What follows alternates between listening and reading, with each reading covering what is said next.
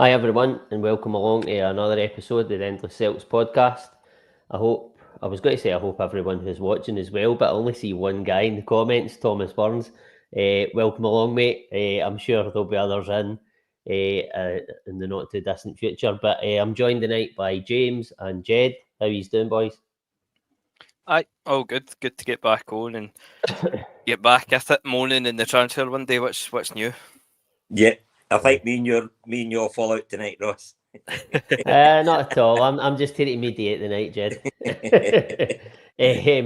Who else is in the comments? Christopher sorry, I don't know how to pronounce that. Georges. Welcome along anyway. But it's a while for I've been on. It feels like it's about 6 months. I actually don't know how long it's been. Just like everybody else, there's been things came up and then the season ended. But I've been away on holiday and that and recharged the batteries and I'm ready to go.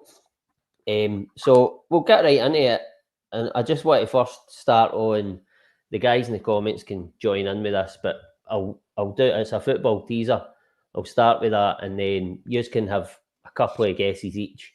And then we'll come back to that later in the podcast. So the football teaser for the night is which 16 players have missed in a penalty shootout for England at a major tournament?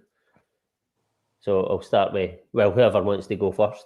Is that including all the women's attempts last night? You get 16 for that itself, man. Aye, Ken. That was weird because I was doing this question last night when James put that in the chat, and I was like, that's actually quite ironic. But either 60. So I'll say it again. Which 16 players have missed in a penalty shootout for England at a major tournament? Gareth Southgate. Yep. David Batty. Right, that's your two guesses. Let's not go too far. But you've done well there, Jedi.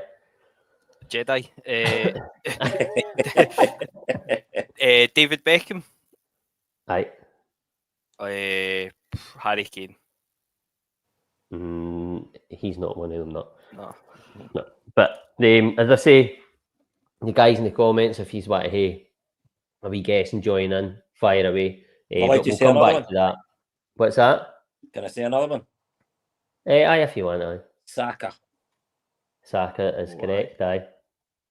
So far you've got Southgate, Batty, Beckham, and Saka. So you've got 12 to go, I think. So we'll come back to that later in the podcast. So I just want to start. I'll come to yourself first, James. Obviously, we had the friendly against Sporting Lisbon Wednesday night, Thursday night. My days are all mixed up because I was just back during the week from my holiday. But Wednesday night, played Sporting Lisbon, 1-2-0. It was just a friendly. I know you like that, James. So we'll not go too deep into the game, but I want to sort of touch on a couple of I felt they were really good performances. I think going by the group chat the other night, you guys are sort of in agreement. Young Murray at centre half, I felt he had a really good game. Just your thoughts on his performance, albeit it's a friendly, and where you think sort of his standing in the squad is and is going to be? Well, he was really good on Wednesday night, in fairness to him. No so much the game on Saturday, but he probably outshone that on Wednesday. By all accounts, he seems to be really highly regarded. If the rumours are to be believed, he was the one that was going to get the nod in the Rangers game at Parkhead when Nawrocki played, and then obviously he picked up a knock the night before or something like that, and that's how Nawrocki ended up playing. But I think he's going to be here for obviously this season. I don't see him getting loaned out again. I think we'll see maybe guys like Stephen Welsh and that maybe getting moved on this summer. And I'd like to think that we will bring in another centre half to partner up with Carter Vickers, but I can see Dane Murray being in and about the squad. Obviously we've already lost Nawrocki. He's away to Germany, so you've got Scales there, you've got Trusty there.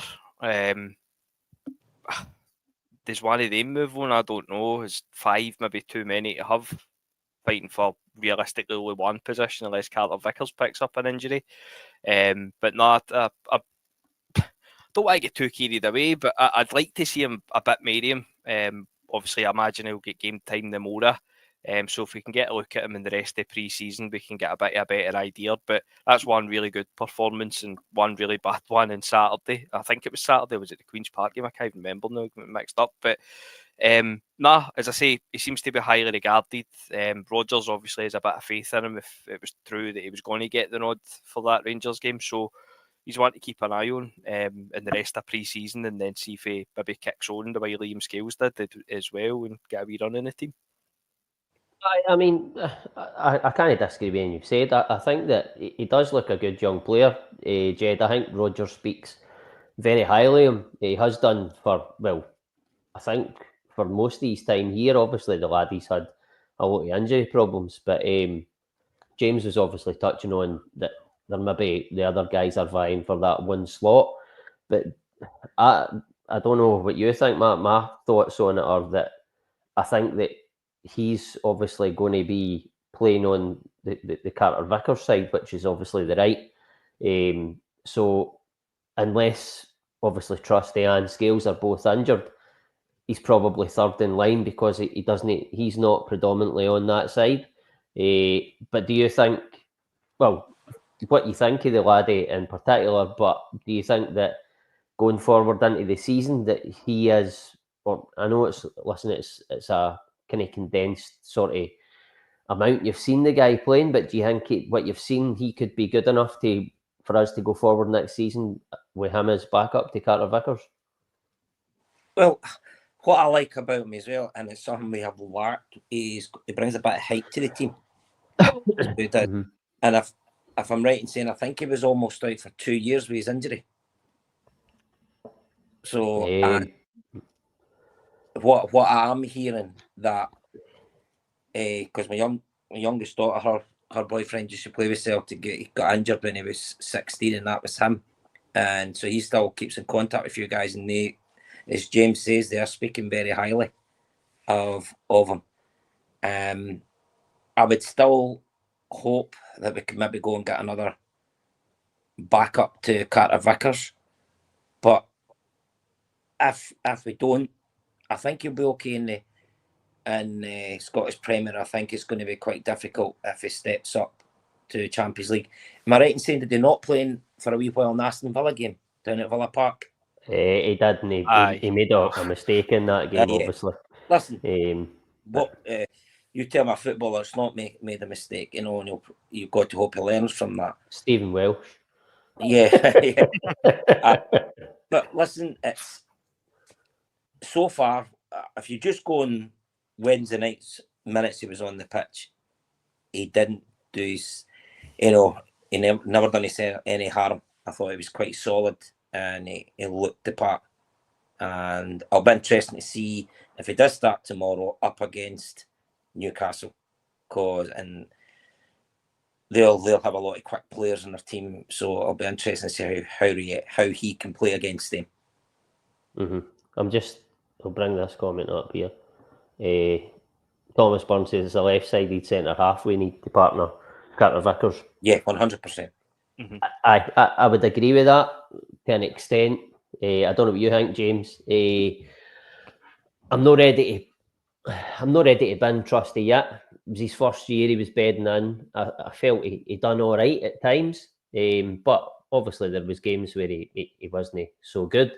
In an ideal world, I would like better than Trusty on the face of what I've seen so far.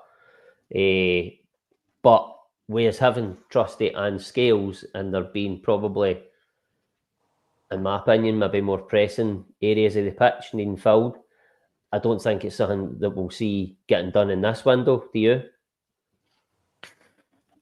I think, to be honest, I think it is something that needs to be addressed. Look, we can't go as good as Scales has been for a period of time, and then as kind of indifferent as he's been for a period of time. If we're being honest, Trusty was brought in to take the jersey off and was brought in to play that position. We wouldn't have splashed the cash that we did on him otherwise, and he's not been able to do that. And I don't think Scales has been great himself either. To towards the end of the season. So I do think it's an area that we need to look at. I'd like to see. I know Jed was saying a bit of height, and I totally agree with that. But especially in the back line, I'd like to see he's got a bit of pace in the back line.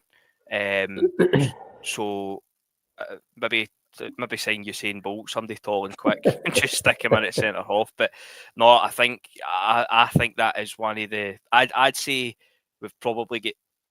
Obviously, the forward line's the main one that everybody's focusing on the new. But I'd have a left-sided centre half right up the top of the list as well, to be honest with you. Just because I don't fancy sitting through another season of watching Liam Scales or Austin Trusty. And look, I agree with you as well. I wouldn't be throwing Trusty on the scrap heap just yet. No. I think I've seen. Obviously, I know everybody talks about the Atlanta game, but I don't think he's been as bad in other games as been made out. And I wouldn't mind him kind of staying in the squad and trying to prove his worth. But that being said, I would also like he signed somebody else to come in and take that left-sided position as a starter. So I'd like to think we'll get it done, but the way it's gone, God knows, fuck if we'll sign MD ever again. But no, I think we need to. I think it's something we definitely need to look at.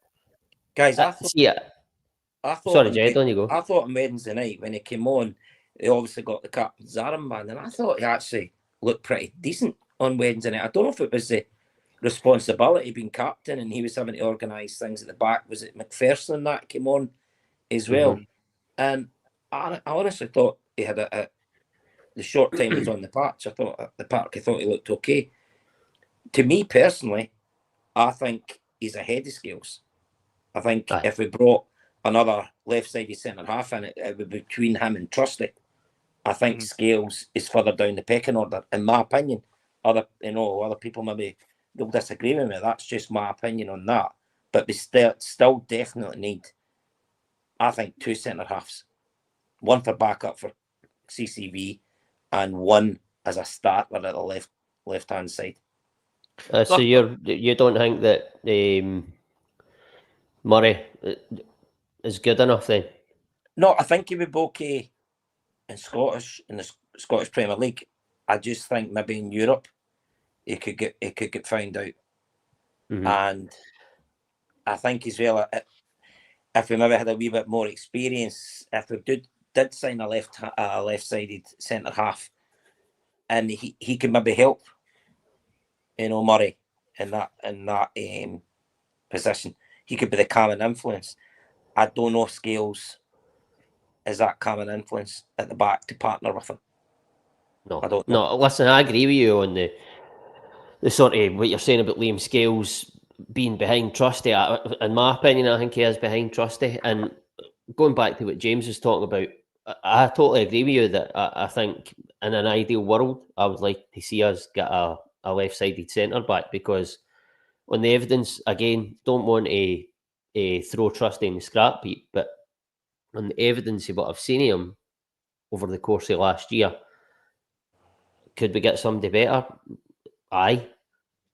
But I think that if we're going to bring somebody else in, then one of Trusty or Scales have to be sold, and I don't think that will happen, which is why I don't think we'll address that position, certainly in this window.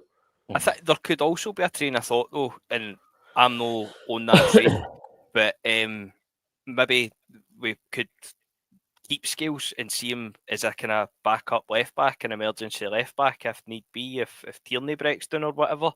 I don't know. I can't see either of them leaving. And as much as we're all sitting here going, I'd like to sign a left-sided centre half and Dane Murray look good on Wednesday night, I still would like to see us go out and sign another one. And I don't think you'd recoup your money for Trusty, so I think that's a non-starter. And Scales only signed a new deal, was it last year, off the back of his good season. So I don't really see any of them moving on. And if you're going to loan Scales out, where are you loaning him out to now? And I just don't see it happening, to be honest. So I'd like to see sign one, but I don't know if we will. I think if we sign one, I don't think that we would loan out. Scales would have to go. I don't, as you say, I don't think we would recoup the money for Trusty. But I think that, like, obviously, we need Carter Vickers to stay fit, which he, in general, does do. I liked the look of Dane Murray. I know, as we've said, it was a really small period. He needs to perform like that, like he did the other night, for a longer period of time. But it's difficult for him to do that and prove himself because he can't get into the team. Rodgers, if we're going by what he says, is not going to play him on the right side ahead of Scales or Trusty, because for all the world he looks like he is a right-sided centre back. But it's a tough one. I think that we've got enough bodies in there. It's whether we've got the quality, Jed, is the issue, really. Eh? Yeah, oh, 100%. I mean, I was just trying to think there as well. See, last season, did Trusty get a lot of like continuous running games? I can't remember him getting that. Early in the season, I felt like it was, as soon as Trusty made a mistake, he was out the team. As soon as Scales made a mistake, he was out the team. And it was no good for either player because they were playing on that, the sort of edgy, if I make a mistake, I'm out the team here, where he should just, listen, I'm not here to criticise Rodgers, but he should have just maybe stuck with one. Maybe he should do that this season. So it takes the pressure off the guy and he can just play his game. Okay, you've made a mistake, right? But I'm batting you. You're my man. So, you know, like, obviously, if you're not making mistakes week in, week out, then I'll still back you. It's a tough one. I think the cup final maybe killed Trusty's confidence a wee bit because 100%. I didn't think Trusty was anywhere near as bad as deserving to get hooked at half time in that game. Especially when you look at how Scales performed no long after it at Ibrox, eh? Exactly. I think Scales, I've said it before, but I think Scales is a wee bit of a pet project for Rodgers. I feel as if Scales gets a bit more leeway than Trusty, certainly than Nawrocki, but basically MD's competing with. I just feel as if Scales gets a wee bit more leeway than others. Aye. Well, P. McLaughlin, he's sort of, he's agreeing as such. But aye, listen, we'll see what happens on that front in terms of the defence. But I want to move on to our new signing, Jed Nygren, the Swedish international. For all the world, when we signed him, I did honestly think he was going to be a wide man. McGinty was adamant, and it turns out, it looks like he's going to be right. He looks like he's slotting into that number 10 role just lovely. And I think, I remember speaking with James at some point throughout last season, maybe spoke to yourself about it as well, in terms of that midfield dynamic where we felt we did have similar type players, and I think that Nygren to an extent is still a similar type player, but would you agree he's definitely more that predominantly number 10 player, whereas Engels, Hatate are more 8s. Callum McGregor can play that 10, but he's obviously going to play that default 6, if you like. But how do you think it's going to affect the sort of the midfield dynamic, and how does it affect, namely, Bernardo McCowan in terms of getting into that midfield? Because is one of them going to have to go, or I don't know? What do you think? I was impressed with what I seen, and it's the same as you, Ross. I thought he was going to be a winger. I don't think that's going to be the case. But he'll start tomorrow again, I would think. But for the other, how's it going to affect Ingalls and McGowan and Bernardo? Look, these players need to be rotated because we're going to have a lot of games. The one player that you probably think is not going to get a lot of rotation is Callum McGregor, where I feel he maybe should. But we need two strong players for every position. Now, in midfield, you've got 3 positions in midfield. If you know the way if he plays the number 10 role, like the Rogic role for us, so you can be rotated between Bernardo and Hatate. I know McGowan done well when he came on the other night as well. But the one guy is going to be the mainstay is McGregor. And I just last season as well, there was times I felt McGregor could have done me a rest and brought some other players in. So hopefully this season they'll look and think, okay, I can drop McGregor, give him a rest, and I'm confident with the players we've got, we're going to be strong enough to do it. And all that showed to me the other night that Negron now gives us another option of how to play. But he certainly, every one of us was talking about, I thought he looked the part. That was a major positive for the game the other night. Aye, listen, he does look a really good player. And for the money we paid, James, I think, listen, again, it's a small condensed period at the minute we've seen him, but you can usually tell fairly quickly when a player is looking really good and going to fit into the team, and he certainly looks like one of them. Now, obviously, as I said, we've spoke before about Engels, etc., being 8s more predominantly. I don't think Engels is a 10 by any stretch. I think Hatate can do it. But what do you think? Obviously, with Negrin, it looks like on paper that he might be playing the majority of the games in that 10 role. Does that mean that then, like say McCowan, Bernardo, they're going to fall down to like third and fourth choice, and then you're looking at Hatate and Engels? Hatate has been a brilliant player for Celtic, and Engels was the big outlay. Do you think that they're going to have less game time and fight it out between each other, or do you think that he'll still rotate it in terms of he'll still play Hatate in the 10, take Negrin out of the team? Jed obviously said that McGregor is probably going to play the majority of the games. I agree that Callum McGregor does need a rest, but unless we bring that type of player in as well that can play that 6 role, because for me, I think Engels can do it-ish, but it's difficult. I would like to see that happen. But how do you think it affects the whole midfield dynamic and all the players? If he's going to play the 10, then I would be very, very surprised if we went out inside the holding midfielder. And the only reason I say that, and I'm desperate for us to sign a holding midfielder, but the only reason I say that is because, like you've said, you've got McGregor who's going to play, then you've got Hatate who deserves to play. Engels isn't going to get thrown on the scrap heap for the money we've paid for him, nor does he deserve it, to be fair. Luke McCowan also deserves game time. And then look, I'd fucking sell Paulo Bernardo the Mora if it was up to me, but he's still here as well and going to get games as well. So you've 5 midfielders basically fighting out for probably one spot if McGregor's going to play, or 4 fighting out for one spot if McGregor's going to play. So for us to go out and sign another one, and if you assume it's going to be somebody that's going to come in and walk into the first team, then you're pushing everybody down one again, and it'll be McGregor that starts obviously as the captain. So I don't think that will happen, but I think what we might see, Mary, is where last year, for me, I think I said it as well umpteen times, it was almost as if they get in each other's road at certain points. They were all doing the same thing, and it was like, I'll go for, I'll stay back, no, I'll stay back. And just everybody was getting in each other's road, trying to do the same thing. I think maybe we'll see that change, whereby if Negrin is going to play in behind the striker, he'll be told to just sit there, and then we'll have McGregor and Engels, or McGregor and Hatate, or whoever, sitting a bit deeper.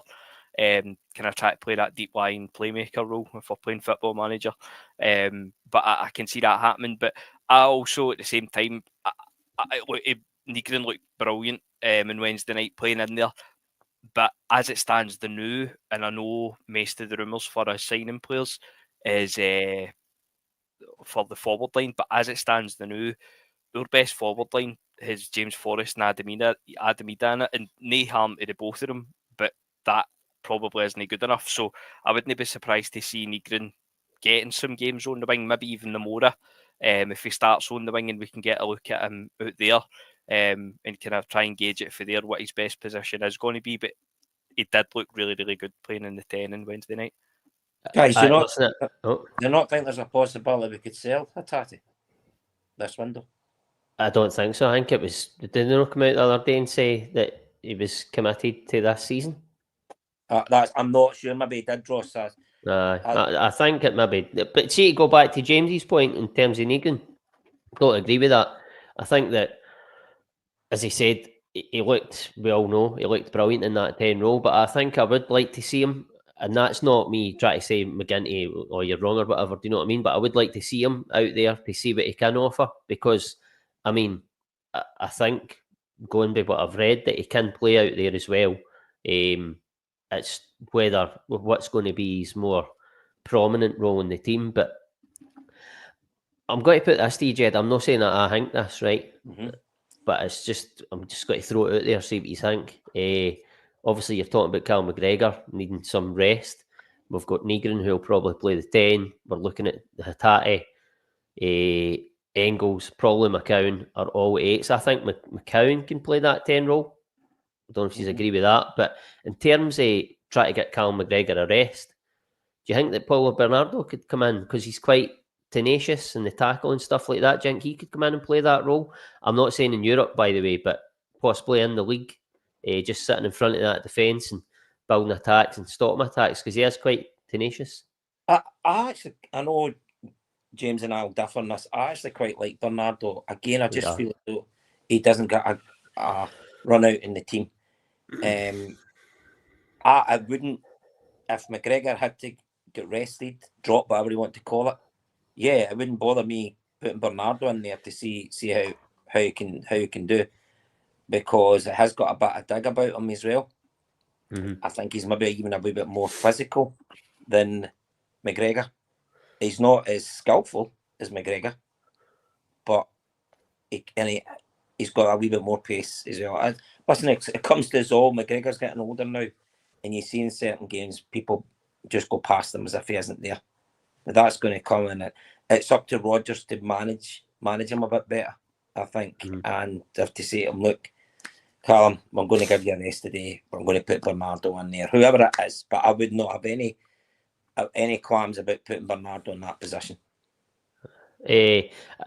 Listen, as I've said, I'm not saying I would definitely do it, but I think it's worth maybe testing out, James, in the league, just to key McGregor. If we don't obviously bring that other midfielder in that sort of ilk, it might be worth giving him a shot in there just to give Callum McGregor a bit of a rest. And I'll obviously sort of double barrel it with you, and I'll take it back to Jed. I'm not sure what I think. Callum McGregor's maybe 31 now, is he 32? I would have said 32. 2 seconds, I'll go. 33, I think. 32. Is he 33? So that question to you, James, and how much longer do you think we'll get out of Callum McGregor at the top level? Let's see, this is the... I feel as if people's been speaking about Callum McGregor like this for 2-3 years now.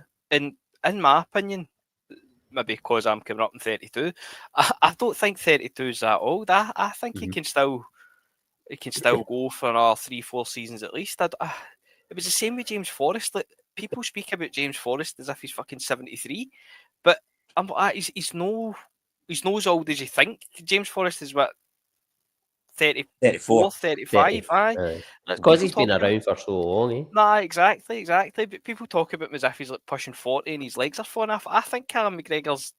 Look, I don't think he's ever been the quickest in the world anyway. And I think the role that he plays, like, obviously will benefit him as he gets older. Maybe kind of playing that Pirlo role, for want of a better phrase. But no, I think Callum McGregor will be there for at the very least another 2 seasons, if no more than that. I don't see him coming out anytime soon. Obviously, retiring for Scotland and all that will be beneficial for us as well in the longer term. But no, I don't really subscribe to the idea that he's losing his legs and all that stuff. I think there's games in Europe where he's at fault, and I think the fault is, and I've said that again umpteen times, is that he's never been a holding midfielder. So domestically, when you're on the ball and you're spraying passes about and there isn't much of the kind of defensive side breaking up the play involved, then he's brilliant. He's absolutely perfect for it. But when you go into Europe and it's backs to the wall stuff and you need somebody in there to kind of break up the play, I feel as if that's when the game passes him by. But that's no necessarily his fault. It's just something that he's never been particularly good at. But as I say, I don't think that's his position, so why would he be good at it? But no, I think he's got another 2-3 years at least in him. But on the Bernardo thing, look, I don't think Bernardo's a bad player. I just don't necessarily think he's a good player. I've said it to my mates about Bernardo as well. Paulo Bernardo's been at Celtic now for 2 years. I don't know what Paulo Bernardo's good at. I couldn't pinpoint. And you said he was tenacious and a ball winner. When I think of Paulo Bernardo, I just think a game's passing him by. He's there, largely anonymous, but you never come out going, fucking Paulo Bernardo was brilliant. I can't wait to get back in and watch Paulo Bernardo. He had that wee spell, 18 months ago, when he scored the goal against Rangers at the New Year game. That's probably the best spell that he's had, but it lasted, 3-4 weeks or something. Was it Boxing Day, if I remember correctly? He scored a double. I could be getting mixed up there. And then carried it on into the Rangers game, scored against them, and he had a wee decent run. But see, apart from that kind of 3-4 week spell, I just feel as if every game passes him by. And I know he's fucking 33 or whatever, and still Portugal under 21 captain. If MD throws that at me, but I just if it came out the more that Paulo Bernardo was away, would anybody be like, oh, fuck, I'm gutted at that? And that's just my takeaway from him. He's just there, but he doesn't really do a lot of anything. Well, just to go back to what you said there, would I be gutted if he left? I don't think I would be gutted. I like Paulo Bernardo, and I think I agree with you. I don't really know exactly what he does, but I think he's quite an effective player, and he does most parts of the game quite well. But because our midfield is so stacked and we've got such kind of cultured players in there, then if he did go, I wouldn't be too upset because we've got the bodies in there. But I do like him. But I think, Jed, I don't know what you think. Obviously, the Callum McGregor question: how much longer do you think we'll get out of him? But the Bernardo situation, I don't know how far down the pecking order you think he is in that midfield. Ross, I thought Spell the Glove made a really good point. He'd rather have Callum McGregor playing 35 to 40 good games and 55 to 60 half decent games. I can't remember what it was word for word. But I agree with that. I think he does need a rest. Now, I don't want Bernardo to go. One player I would sell, and there's a lot yet, because I think he's too inconsistent, is Hatate. That's a big statement. I just think you look at the amount of times in a game he gives the ball away, but when he's on his game, he is phenomenal. But he's not like that. How many games is he like that out of 10? 2? I must admit, Jed, see after the Bayern Munich game, I was at the game with my cousin. He drove there, and I remember walking back to the motor, and he was raving about Hatate, and I was I says very much the same as you. I says he's too inconsistent. If he left the motor, I think he's replaceable. On his day he's unplayable, but he's very, very inconsistent. But see, to be fair, since then, and the end of the season I think he's been absolutely brilliant. And I think this season, I think he actually came out the other day, because obviously the chances there for getting in the Japan squad for the World Cup. I think this season, if I was betting the new, I'd probably put Hatate down to be our player of the year this year. I think a fully motivated Hatate is a different animal. James, I hope you're right, and I would love Hatate to prove me wrong, because when he's on his game, he is phenomenal. But I just think he's too inconsistent. Aye. But let's hope this season he's Mr. Consistent. Listen, even the last two comments I brought up there, I think he divides opinion. That You've got a street shitter says, "I Hatate shite," and then the one below, JD, nah, Hatate is our best midfielder still. I'm in the middle. I don't know if he's the best midfielder. He can be our best midfielder when he's on it. I think every team, and it's few and far between now in modern football, I think every team needs a maverick, and I think that Hatate is our maverick. I would be absolutely gutted. Listen, he's going to go at some point, but I would be gutted if Hatate went, because I do agree, Jed, that he is inconsistent. I do agree with people. He does give the ball away, and he frightens me sometimes in Europe. But I also look at the fact that he's giving the ball away because he's trying that thing different, that killer pass. And when it does come off, like say, off the top of my head, the game at Pataudry last season where we were really, was it Pataudry? Yeah, you scored the late goal. Aye, Greg Taylor. I think Greg Taylor played him in, Mm-hmm. And he came up with just got to get it in, James. But he came up with the goods. It was a fantastic goal.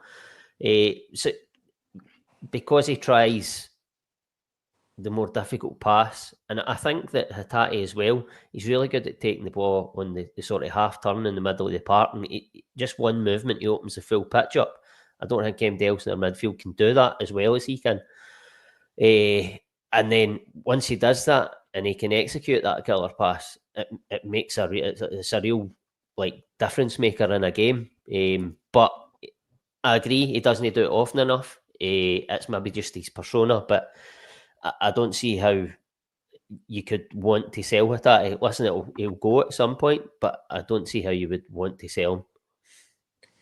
Yeah, like it's all down a pen. Like I say, of course, aye. I hope I'm wrong. I hope he has a fantastic season, and I'm sitting here this time next season saying, "Well, what a player! I'm glad he didn't go."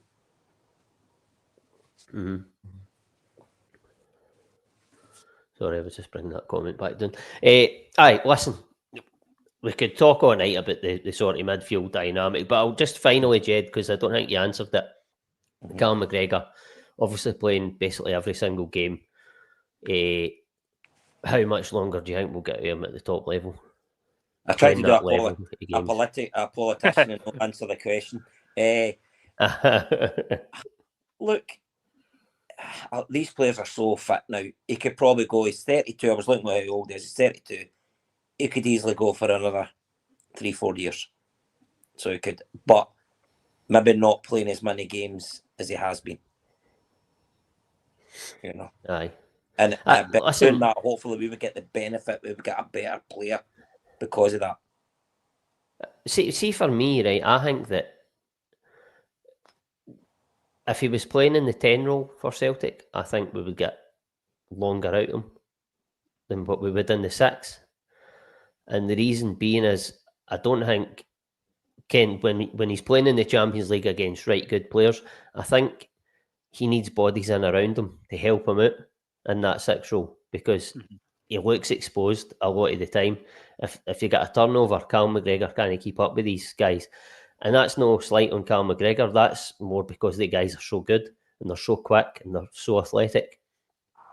For me, if we're going to get longer out of him in that number 6 role, he needs help. He can't be left on his own exposed as he was certainly in the early part of the campaign, certainly the Borussia Dortmund game. It really showed up. But I think Brendan Rodgers did address that, and he did get bodies in and around Callum McGregor, and he made us more compact. But I don't know. I think, like you, Jed, I do think at this point in his career, he does need that rest. I think so. I can't mind who it was. Somebody said they'd rather he played 35, 40 games. I would rather he played maybe a wee bit more than that, maybe 45 to 50 games. But even 10, 15 games where he gets a rest and somebody comes in, it's going to elongate his career. But obviously he's left the Scotland set up, so that's going to help as well. He's obviously discussed that with Brendan Rodgers. It's difficult because I think when you look at all the teams around the world, there's not many teams will drop their captain just to give them a rest. They play most of the games. And I don't think that many supporters who support their teams would complain that their captain's playing every game. But I do see the sort of the worry with it, if you like. But we'll move on. And I want to talk, I'll come to yourself, James. I want to talk a wee bit about Johnny Kenny. Obviously came on the other night. He set up McCown for the second, and I thought he done really well. For me, I think Johnny Kenny looks really dynamic. He looks kind of, I wouldn't say strong, but quite wiry. And he's quite quick. I think he knows where the goals are. again, it's another player who has not had a proper run of games, and we're only going off a condensed wee period. But for me, listen, obviously we've brought in Osmond, we've brought in Yamada now. What for me, I don't see a case where you can get rid of Johnny Kenny on the evidence of what I've seen. I made a half joke the other night that I would loan out and keep Johnny Kenny, but I think it was me who said that. You said it. But listen, I think he's not because he's got the same first name, but in terms of your squad, I think we need a Johnny Kenny to help us over a long, hard season, 60 games, whatever it is. I know as I've said, we've got Osmond and Yamada, and so where does that leave him? Obviously, they're two new players. Johnny Kenny's had a sustained period at Celtic now. Well, that's maybe the wrong term because he was out on loan, but where do you think it leaves him with they two signings, and what do you think of Johnny Kenny as a player? Well, for what we've seen him, I think he's been all right. When he came on up at Ross County, he looked good. I think it was Dingwall he came on towards the end of the season. Then he obviously gets his goal as well at the end of the season. And then that was the thing as well. When you look at that goal, McCowan's goal on Wednesday night, it's Johnny Kenny obviously sets it up. McCowan obviously has a lot to do with it as well and putting away. But what Johnny Kenny done, I just could never imagine Adam Ida doing that. Taking the ball kind of at the halfway line, getting under control, under pressure, running forward and then playing the right pass. And I don't understand what we're doing with the striker position, if I'm being totally honest with you, because Adam Ida, similar, we've said with different players, but I wouldn't be throwing Adam Ida on the scrap heap yet either. No. But at the same time, also wouldn't be confident with him being a number one starting striker getting into the season. I don't think Johnny Kenny's that guy by any stretch either, but it's the fact that we've went out and signed. So you'd imagine we've got Adam Ida, who is probably, you would like to think, going to be the backup. We've then went out and signed this boy for Fulham, Osmond, who I was under the impression was going to take Johnny Kenny's place in the squad, and Johnny Kenny was going to maybe be getting loaned out. And then we've went out and signed this Yamada as well today.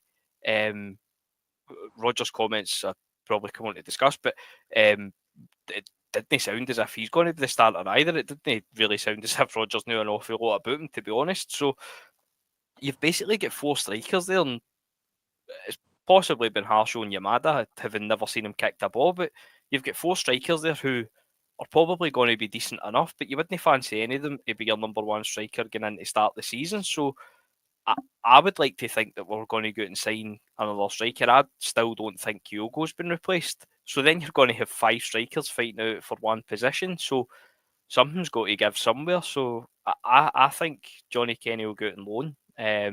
If he does go out on loan, I'd like to see him out on loan in Scotland. And I think that the boy Osmond, I know all the quotes at the time were that he was signed for the first team, but I just don't see where he's going to get a look in, having spent, what was it, $1.5 million on Yamada the day as well. And is that being confirmed? I thought it was even more than that, was it no? Is that confirmed that we've signed the Japanese boy? He was having his medical. His other team, his old team confirmed it, and he was having his medical today. But yeah. Rogers was in the paper. I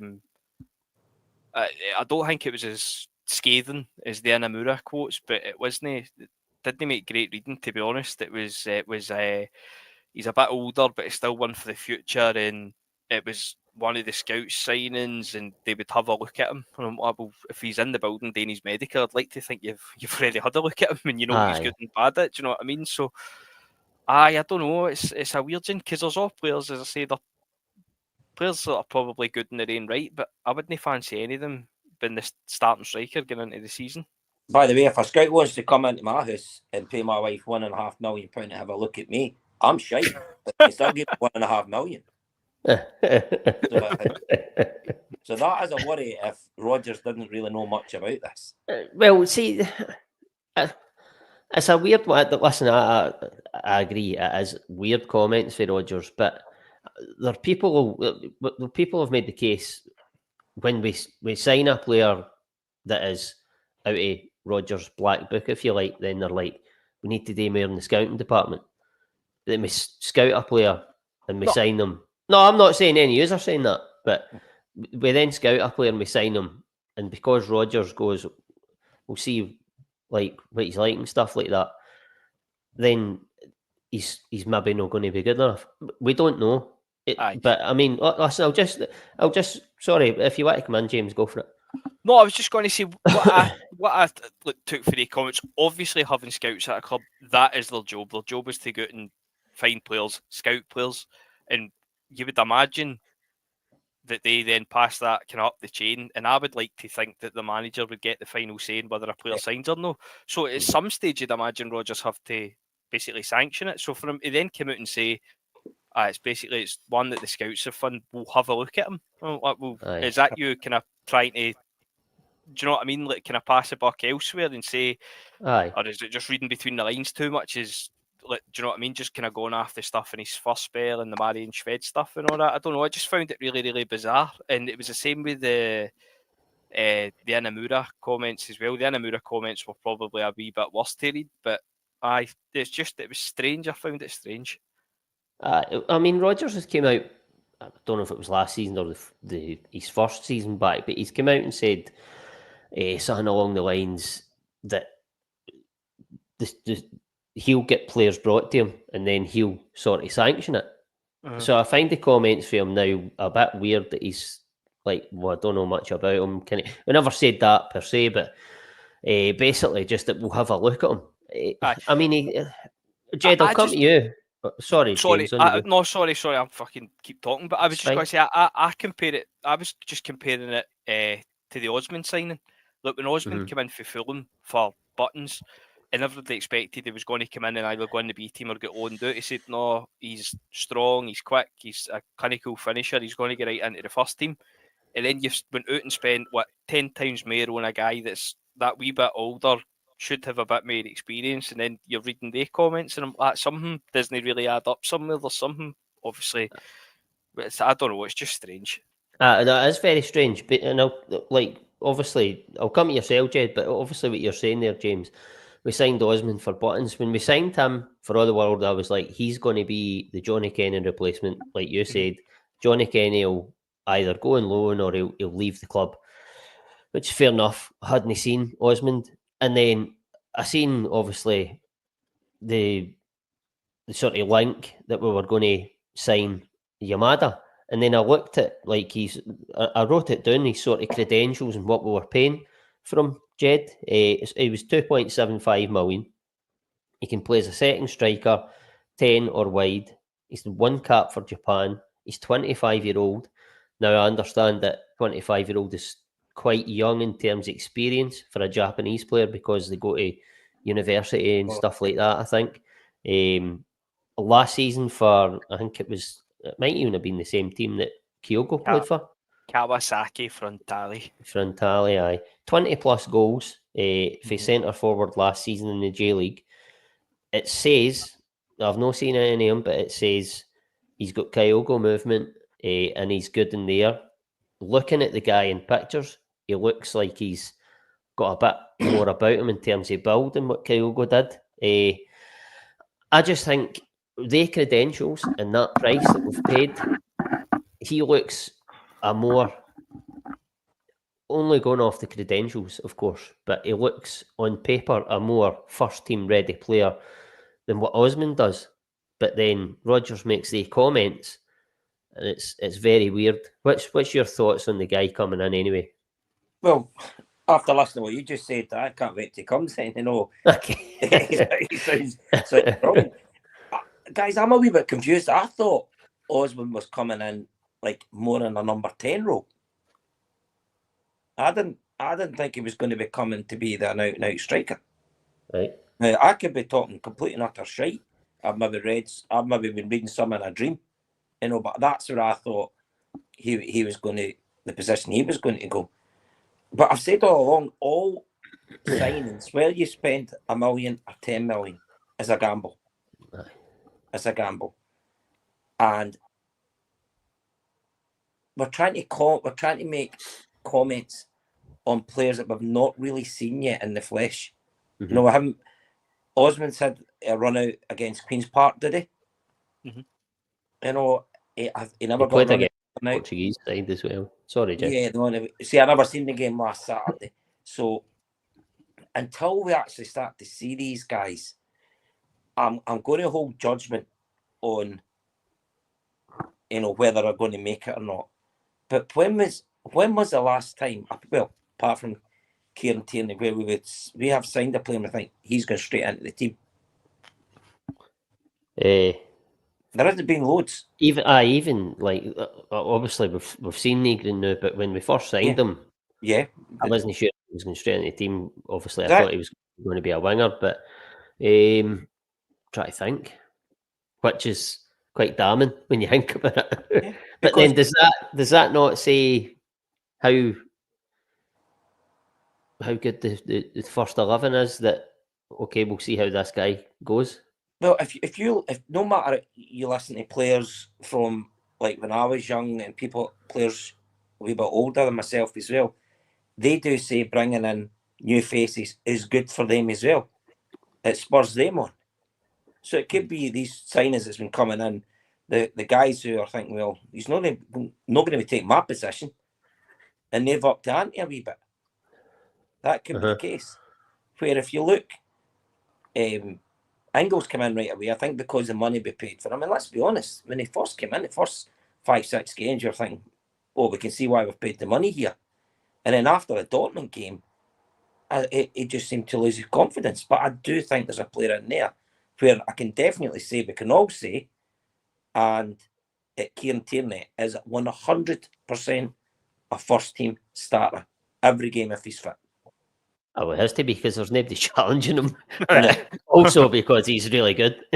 Yeah, but even if Greg Taylor had signed a new contract, we were still all be saying KT's the number one. Speak for yourself, Jed.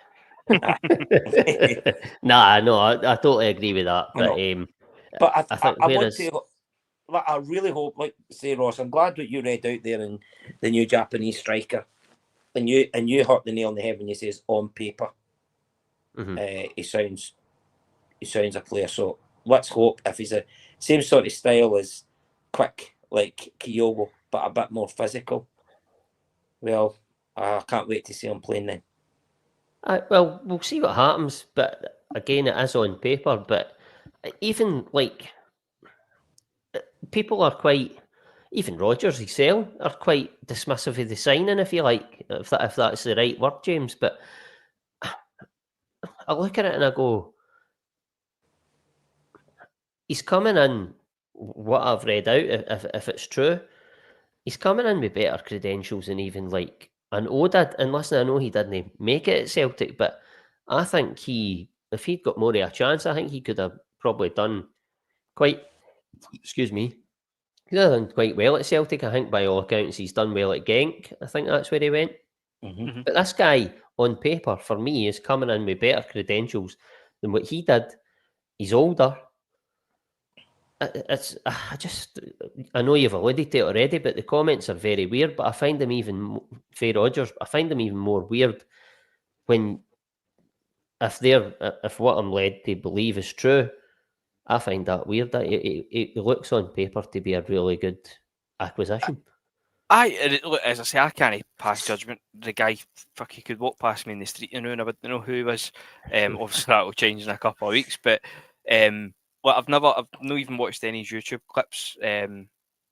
So I genuinely can't pass any judgment on the guy. But it's just where my confusion lies. And look, we absolutely could be reading too much into the comments for Rodgers. I think somebody else said that in the comments further up as well, just saying like it could just be to see how fit they are pre-season or the rest of it. He's coming in after the back of a season, so we absolutely could be reading into it too much. But I just think when you add it into they spoke about other signings, particularly in Amura, and then also when you compare it to a guy like Osmond, just the kind of glowing report that he got, it seemed a bit strange to me. And then the fact that we're still getting linked with loads of strikers, and look, there might be absolutely nothing in it, but we are still getting linked with strikers, which you would imagine would suggest we're looking to bring another one in.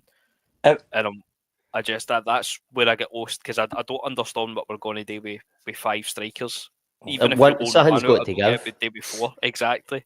Okay, guys, do you think we're maybe going down the line of, see, the Brighton and the Brentford models, the way they sign players are looking more at the analytical side, the stats of each player, and some of the things that you were saying there, Ross, about the boy, and Osmond had really good stats as well. Is it we're now we're looking more into that sort of the analytical side of it? We're saying, right, okay, if we spend £1 million, what's £1 million today's money? Nothing. It's not the be all and end all. Where if we go and spend £15 million on a player and it doesn't work out, it looks bad. Well, it's funny you should actually say that, because, I mean, correct me if I'm wrong here, because there's a 99.9% chance I'm are, but this Tidsdale guy that came in, is that not what he sort of specialises in, that sort of analytical side of it? Yeah. I don't know if MD in the comments or yourself, James, can answer that. I don't know, the doctor of football. But Aye, you'd imagine which tells you... Aye, he did something like that in the line, but it's not even the fact that we're signing the players. Like, see if we'd maybe signed Yamada and we hadn't signed Osmond or vice versa, then to me, in my head, it would make a bit more sense, but I just don't get why we're signing so many. And I don't think Yamada's going to get loaned out. Osmond, based off the comments, isn't going to. Johnny Kenny, based off what we've seen, is probably the fucking best striker at the club now. And then Adam Ida's obviously going to be here with the money paid. It's just I don't understand what we're doing with the forward line or the striker position in particular.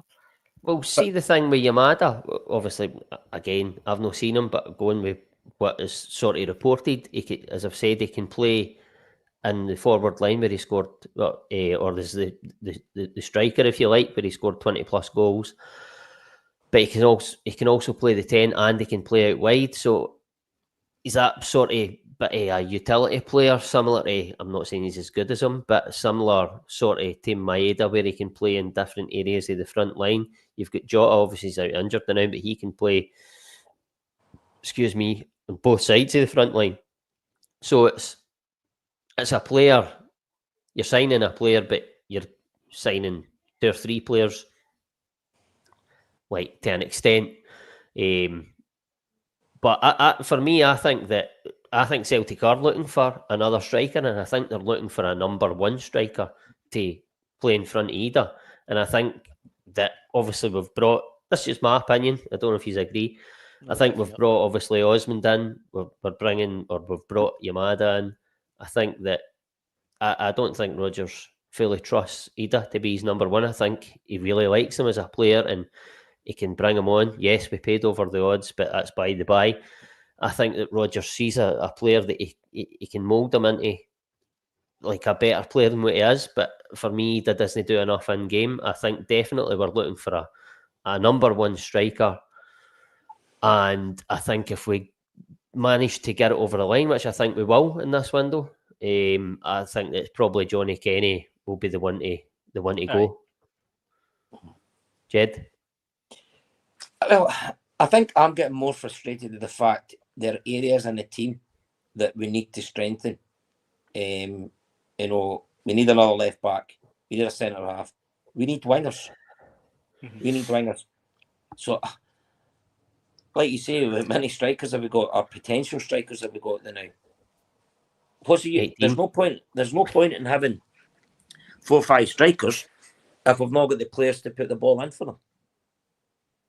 Now we have. That's where I'm getting frustrated about the transfer market at the moment. Is we are not in my opinion, we are not prioritising the positions that Stevie Wonder can see we need strengthened.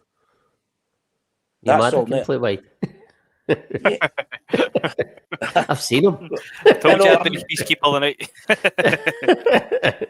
So that's where my frustrations lie. The fact that there's positions in the team that need strengthened, and at this precise moment, we have not strengthened them. But look, this is where, and I agree with you, Jed, and I think based on, obviously, I know what you put in the group chat, you're frustrated with the transfers as well. I 100% agree with you. I think a lot of it comes down, just because I seen it in the comment there. The January window has caused a lot of this. The fact that we did not sign a Kyogo replacement in January when we let him go, the trust was there in Ida. Ida started for a couple of weeks, 2-3 weeks, and then we didn't trust him, and Maida took the jersey. And to be fair, Maida was absolutely brilliant. But we've been on this podcast for an hour. Nobody's mentioned Maida playing up front. It's not been mentioned. And in January, I'm sure I said it on. I think we've lost James we there. signed Thank players in God for January. that. Oh, right. You just Where did you hear up froze to? I was there, on James. one there. I heard you saying nobody's mentioned Maeda as a striker. Maida, well, player of the season. Nobody's mentioned him playing as a striker, where he's played his best bit arguably for Celtic. I know that's up for discussion. But the fact that we didn't sign a striker in January it's coming home to bite us now. And that I think I actually said on here in January, what we done was the definition of coasting. If Dyson Maida hadn't hit the form that he hit, we could have struggled. If it was going to be Adam Ida, and like what we've seen him, it's not been great, if we're being totally honest. We're all sitting here now 6 months on for when he was meant to take the jersey off Kyogo. We're all saying we don't trust him to be the number one striker. This is where I was getting frustrated in January that we never signed a striker, because we've seen it time and time again where we kick the can down the road, we leave it, and then there's always this aspect to the bare minimum. If we can do the bare minimum, and for a club like Celtic, with all the money that's in the bank and everything else that comes with it, and everything we hear about how well we're run, we should never just be scraping and scrimping in deadline day to get the bare minimum. And it's Jed, I'm fucking reading your group chat messages here, man. But it's just like we're so trained to accept that, and it shouldn't be the case. We should have come into this one day with a striker. The striker should have been in the door in January.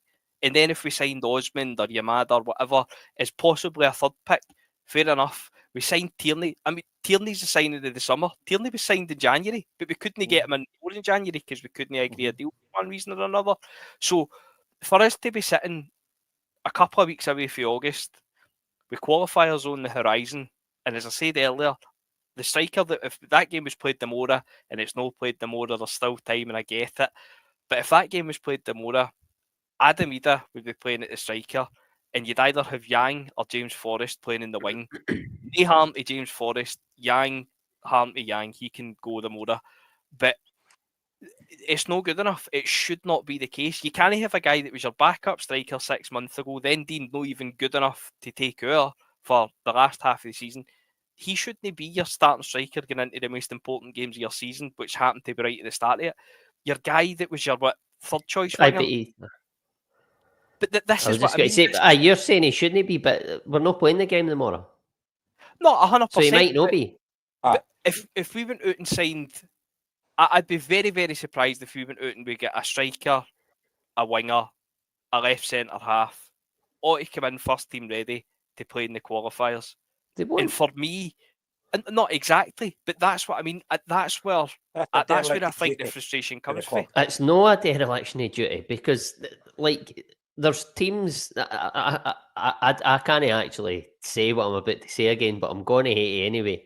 Like, I know that, like, in an ideal world, we would love to get the quality that we're after in, but sometimes you can't get it until after the qualifiers anyway, because the teams you're signing for are possibly playing qualifiers as well, where they want to have the guys to get into that Champions League, and then, right, okay, we're in there now, we've got that, like, money, or we're not there, so we'll need to sell this guy because we've not got the Champions League money.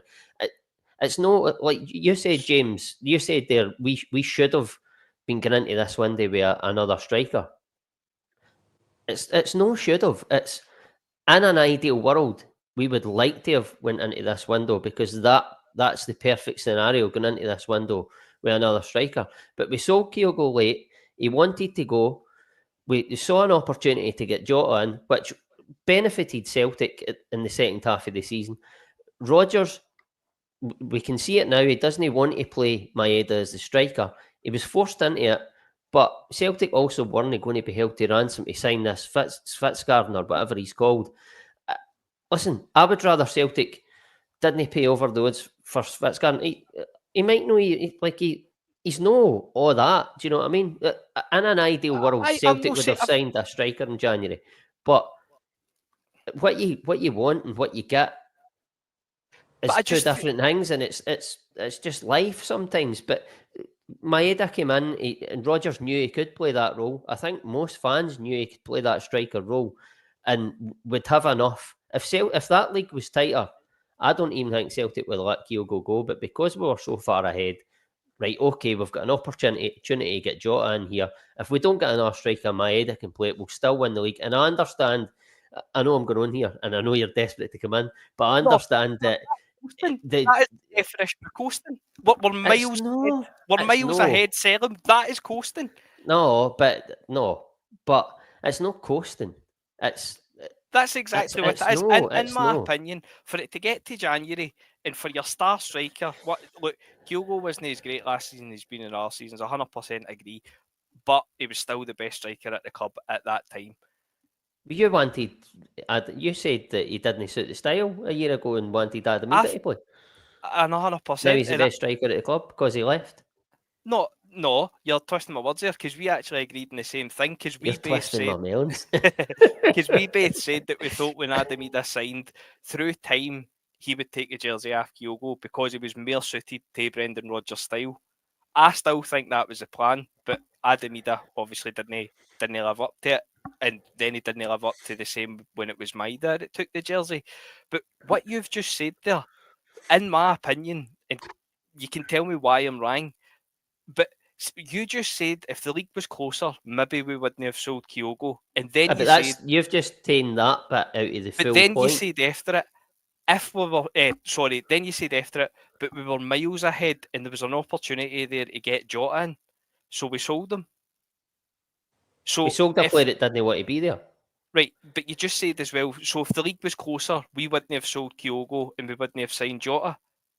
So for you to say, because we were that far ahead in the league in January, we sold our best striker, that is coasting. If the league was but close, if you take the point in its entirety, that's not what I was saying. But that was what you said. No, verbatim. But so the point in its entirety is Kyogo wanted to leave, so we've got a player there that wants to leave, right? If the league had been tighter, would say, no, you need to be here because we need you for the second half of this season. But we were. I know you're just got to take it the same way again, but we were so far in front that, right, okay, we can get this player out the door that doesn't want to be there. Everybody's happy because we can get Jota in as well. It worked out great. We then tried to get another striker, but it didn't materialise. That's not coasting, trying to get the other striker. It not materialising is not Celtic's fault for whatever reason that we're no privy to. But the sort of safety net was that Maeda could come in and play that role and he would get us through to the end of the season, which happened. And we went on, okay, we didn't win the treble, we went on, won the league and won the League Cup. For me, trying to replace Kyogo, albeit it was late, but it was sometimes these things, these opportunities come up late in the window. We got Jota in. I think for me, letting Kyogo go, bringing Jota in, being able to play Maeda through the middle, also having Ida to do that, and Maeda can go back out wide. I think that made our front line stronger in that second half of that season. I think for all the world, I was proved right on that. For me, but we tried to get another striker and it didn't materialise. So that isn't coasting, in my opinion. Right. Could I come in? Right. I agree with both these. I know what you're trying to clear up. I agree with get this one. I totally disagree with you. Is when I say it's been a dereliction of duty on behalf of the board, and I firmly believe in that. The reason being, Alex Ferguson, one of the most successful managers in Europe and world football, has always said you strengthen your squad when you're at a power to strengthen. Alex Ferguson is a bottomless pit. But listen, Ross, we have a bottomless pit for the market we go after. You mentioned about Jota coming. No, really, because the market we go after, the quality that, sorry to butt in, but the quality that everybody wants, they players can get more money. They can come to Celtic, and it's a great experience for them, and it's a great grounding, and they can improve. But some of these guys are not about that. They want the money, and they can go to a lesser club than Celtic for more money. I understand that, but when any player or any position we want to strengthen, the manager should have, or the scouting, we've got a list of 3-4 players for this one position. Right, that's a priority. That's option 1. If we can't get him, option 2. So you go down and make sure. We had the chance. We could have kept Kyogo and still got Jota. Guys, I'm going to say again, I said it in the chat, we paid a £6 million corporation tax bill because we had too much money. But that's we could have spent that money, Ross. No, I'm saying we could have spent that money. What you were saying there, we sold Kyogo and thought, we can now go and get Jota. We didn't need to. We had the money to do it. We have the money right now to go out. But you're telling me that Rennes never said, or Celtic never said, well, we don't want to sell Kyogo. Kyogo wants to go, but I'll tell you what, if you give us Jota there would have been a knockdown price. They would have probably been wanting 10 million for Jota. Give us Jota for 8 million, we'll give you Kyogo. Yeah, there'd have been a sort of conversation like that. I won't disagree with you that, but what I will disagree with, it's a bargaining tool. But if we were wanting to keep Kyogo, we could have still went in and offered the 9-10 million pound for Jota, and it wouldn't have made any difference. We have money in the bank, so when we're at a power, when we're at the top, it's easier to strengthen when we're at the top. That's where my frustrations is coming from. That is it. That is where my frustration is coming from. We are not strength. Our squad at this precise moment is weak. Right, but you say it's easier to strengthen, right? But for me, I look at it, right, and I go, right, when we go into the window, this is what we need, or what you think we need, right? And then a player gets sold like Kuhn, and it knocks you back. I think that there's always an ideal scenario of players that we should sign going into a window, but it changes. Always changes, because players come and players go. And what you want, I've said that again, I've said it before, I'll say it again, what you want, what you get are two different things. And for football, squads are moving and changing all the time. So every single window you go into it, there's always voids to fill. Yeah. And we'll maybe fill 2 of the voids, but people will moan because there was maybe 4. I think right now Celtic we're maybe halfway through the window, maybe slightly more. And I think we've signed Kieran Tierney, who improves the squad. I think we've signed Negrin, who, for all the world, I think what we've seen improves the squad. For Buttons, by the way, and that for me is great business for Celtic. But I think if you go into a window and you sign 4 players that improve your squad and they're a success, I think that's a decent window. And then if you sign squad fillers and move guys out and bring guys in, then if they work out or they don't work out, that's by the by. You don't really know how it's going to go. But if you get 4 players in, it's a really good window, but you're not always going to get 4 quality players in. I just feel like some they need to get a grasp in reality and realise that it's not just like, we'll straight into the window, we'll sign these guys and it'll be perfect and it'll be brilliant and then we're all bedded in. It's not how it works.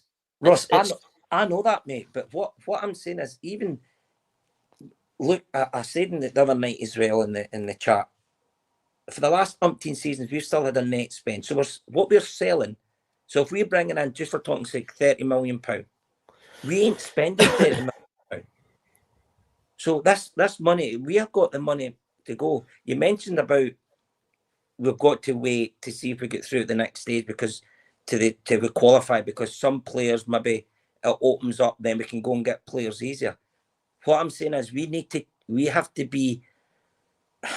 You've got what's the word I'm looking for? You've got to take a chance. You've got to speculate to accumulate, right? Aye, but at this precise moment, we are not doing that, Ross. We're not. Nobody's disagreeing. Kieran Tierney is a fantastic signing. Negran, let's hope, is an amazing signing. But it still doesn't get away from the point. There is positions in that team that need major surgery. Of course there is. I don't disagree with that. But I've just made the point that you're not going to fill them all. And see, we'll bring guys in this window, right? And then in January, somebody will leave and it'll be like, oh, wait, like up my arms again. It's like people leave, people come in. But see my thing, right? And look, see the transfer fees. So I'm going to grab a beer, James. I'll just let you. Oh, that seems really arrogant. Here. Seems really arrogant. The thing we look, the transfer fee. He's already talked to Peter Lawwell. He's on the phone. Nah, the thing that the transfer fee thing isn't as big a deal for me, to be honest with you. If we went out and signed, well, I mean, we seen it last year. We went out and spent 11 million on Engels, and that was it 9 on Ida, and then was it 5 or 6 on Trusty. If we're being honest, none of them still at the moment. No, absolutely, but none of them at the moment probably represent value for money. I think if we were to sell any of them tomorrow, you probably wouldn't get back what you paid for. I like Engels, and I still think he'll come good. But the point being is, I don't think splashing cash on a player necessarily guarantees success, and I know that's not the point that you were making. But James, what did I say earlier? If you spend $500,000 or 10 million on a player, no, absolutely, absolutely. But my point, the point that I'm making is more so about the January window. You hear Ross saying that teams don't want to sell their best players in January and all the rest of it, which 100%. Why would you want to sell your best players in January? Doesn't make any sense. I get it. Understand circumstances then arise where players want to leave and things like that. But I just can't get away from the notion, and I know that you had mentioned it earlier, but I genuinely believe that there was an element of that involved higher up at Celtic, and the notion that it's January, we've already won the league, we're miles in front, we can deal with this later. And Jed said it earlier, strengthen for a position of strength. It's always been where we fell down, pretty much since Seville. It's where we've fell down. We've never really done it, be it getting to the last 16 of the Champions League, and understand that we're a selling club and you're going to lose your best players. That's the way the model's designed. I get that. But if Celtic were a club that had financial difficulties and all the rest of it, and it was selling players to get funds in and some of it going elsewhere, 100% it makes sense. It would be smart business. It's the fact that we know that there's tens of millions of pounds sitting there available, literally sitting there. I mean, it's only last year, 18 months ago, that we'd done the thing about Lennox Town. Mind we put out the video the day before we released the accounts and all that, basically telling us how much we'd spent on this Barrowfield, on the Barrowfield project and all that. So my thing is, specifically with the Kyogo thing, it didn't become apparent in January that Kyogo was wanting to leave Celtic. Celtic's known about that for a while, and I think Rodgers alluded to that in January. He did, aye. There should have been something there lined up, and as it stands now, there still really hasn't been, and we're now sitting in the middle of July. There should have been something lined up there to get them in. In my opinion, and it is an opinion, I totally could be wrong, I think there's an element of that in the Celtic boardroom. Of course, we're ahead of Rangers. That's fine. That's what we want. We want to be ahead of Rangers, and of course that's what we want. But we want to be the best version of Celtic that we can be. If we're 1,000,000 points ahead or we're 2 points behind, we should always be looking to strengthen. It doesn't matter how good or how bad we are. You always want to strengthen, and I don't think that we do. I don't think that's where we come from, and it's not even necessary. I think I've been pretty mellow this transfer window. Because I think there is still time, and I refuse to believe that we won't address what needs to be addressed, specifically, obviously, the forward line. We probably need another left back, I know. I don't think we're going to get a holding midfielder, which I felt was a necessity, but depending on how Nygreen's going to play beating the 10, I can understand the reasoning for that. Like you said, people come in and people go out, and it changes the scenario. But in my opinion, to let Kyogo go in January, knowing, as I say, he's no went in the day and went, oh, by the way, I'm unhappy, I want to leave, and we went, all right, there you go. It's obviously been in the works for a while. I think for us not to go out in January and at least try and replace him with somebody coming in. They did try. How do you know? Because but nobody came in the door. That's my point. No, but you've seen the players that's come in the door, and Rodgers' comments on them as well. So I just don't think. Basically, my point is, I don't think that any other club's business, or how good or how bad or how far ahead Celtic are, should ever have any bearing on our transfer dealings. And I think it does, which I think is wrong. Yeah, sorry, what was that last bit? So basically, however good, bad or far ahead Celtic are, should never have any bearing on our transfers. And I think that it does, and I think that's wrong.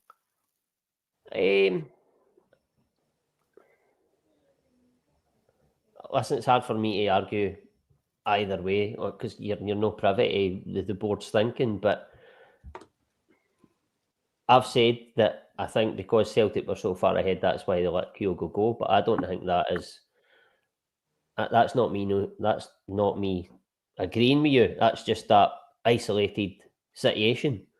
Mm-hmm. Whereas I do think that if it had been tighter, Celtic wouldn't have let Kyogo go, but it wouldn't even have been a discussion. If Kyogo wanted to be at the club and somebody came in from him, I don't think Celtic would have sold him, whether they be 17 points in front or 7 points in front. So for me, it's hard for me to say you're totally wrong, because it's just an opinion, as you say, but going off of that, I feel like... Sorry, Jed? Every player has a price. Oh, of course they do. Price, the board's like, thank you, away you go. It's the same. At the same time, though, you look at the sale of Kuhn, right? I don't think Celtic are looking to sell Kuhn, but he wants to go. He wants to go. Kyogo wanted to go. Kyogo was a great servant, and he done brilliant for Celtic, and he wanted to try pastures new, whatever the reasons for that may be.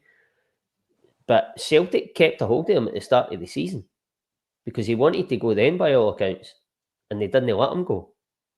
But in the January, when it became apparent that they could maybe get Jota as a sort of make weight, Kyogo as a make weight for to get Jota, for me, I thought it was really good business. I think Celtic went out and they tried to replace Kyogo. It didn't materialise, but I think that they didn't coast.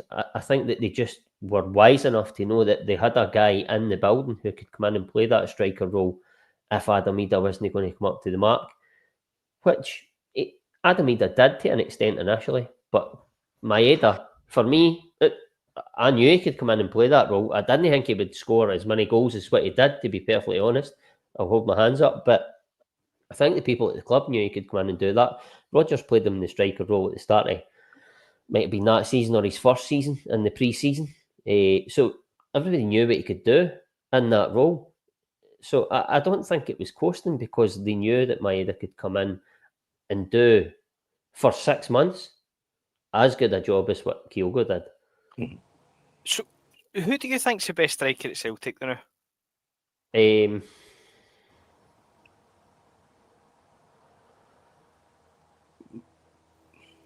Loath to say it, but probably Maeda. Exactly. I'd agree with you, but not one of us has stated a case for Maeda being the striker moving forward. Why have you stated that case? Because we think we'll get a replacement? No, I think because Rodgers doesn't. I think Rodgers prefers Maeda out wide. I think he thinks that, like Ange and like everybody else, apart from McGinty, that he gives us more out in that left. But that's the only reason why I haven't said let's play Maeda through the middle, because I think he gives us more out in the left, and that's why I think we all agree that we need another striker, because I don't think he does up to the mark. Well, let's hope the wee Japanese boy's going to be that strong. Right, see, to move it on, right? Because No.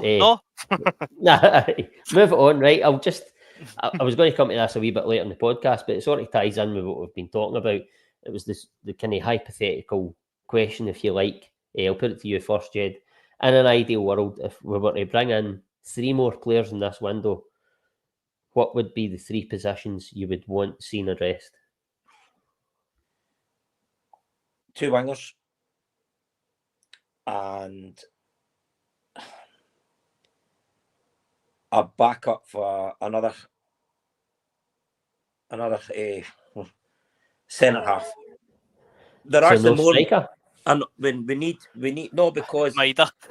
aye, exactly. That's kicking the can down the road, Jed. I know. That's cool. What are you doing? You're just You're a coasting, fucking man. bold apologist, Jed, man. No, I'm just. There are actually more possessions. It's more than 3 players we need. Aye, But but you're we're not going to asking get the more than question. 3. So- 3 players that are going to make a real difference to the team or squad. Right, 2 wingers and another centre back. Right, fair enough. And to yourself, James? Striker, winger, centre half. I think that's 3 places that we can sign and walk into the first team, in my opinion. Aye. Well, I've got left back, winger, and striker because I think we need a backup, and I know that Inamura maybe could do that, but the jury's still out. Rodgers is still running the rule over him because he's no his signing or whatever. The fuck knows, but I would say left back, winger, striker. But we'll move on for that, and we'll move on to the. Well, I've not seen the last 2 podcasts because I've been away, but I think I'm led to believe that we've brought in a Celtic numbers sort of segment. It was McGinty's idea, where we talk about maybe 1 or 2 players that played. So I think we've done 1 and 2, so we're on to 3 this week. So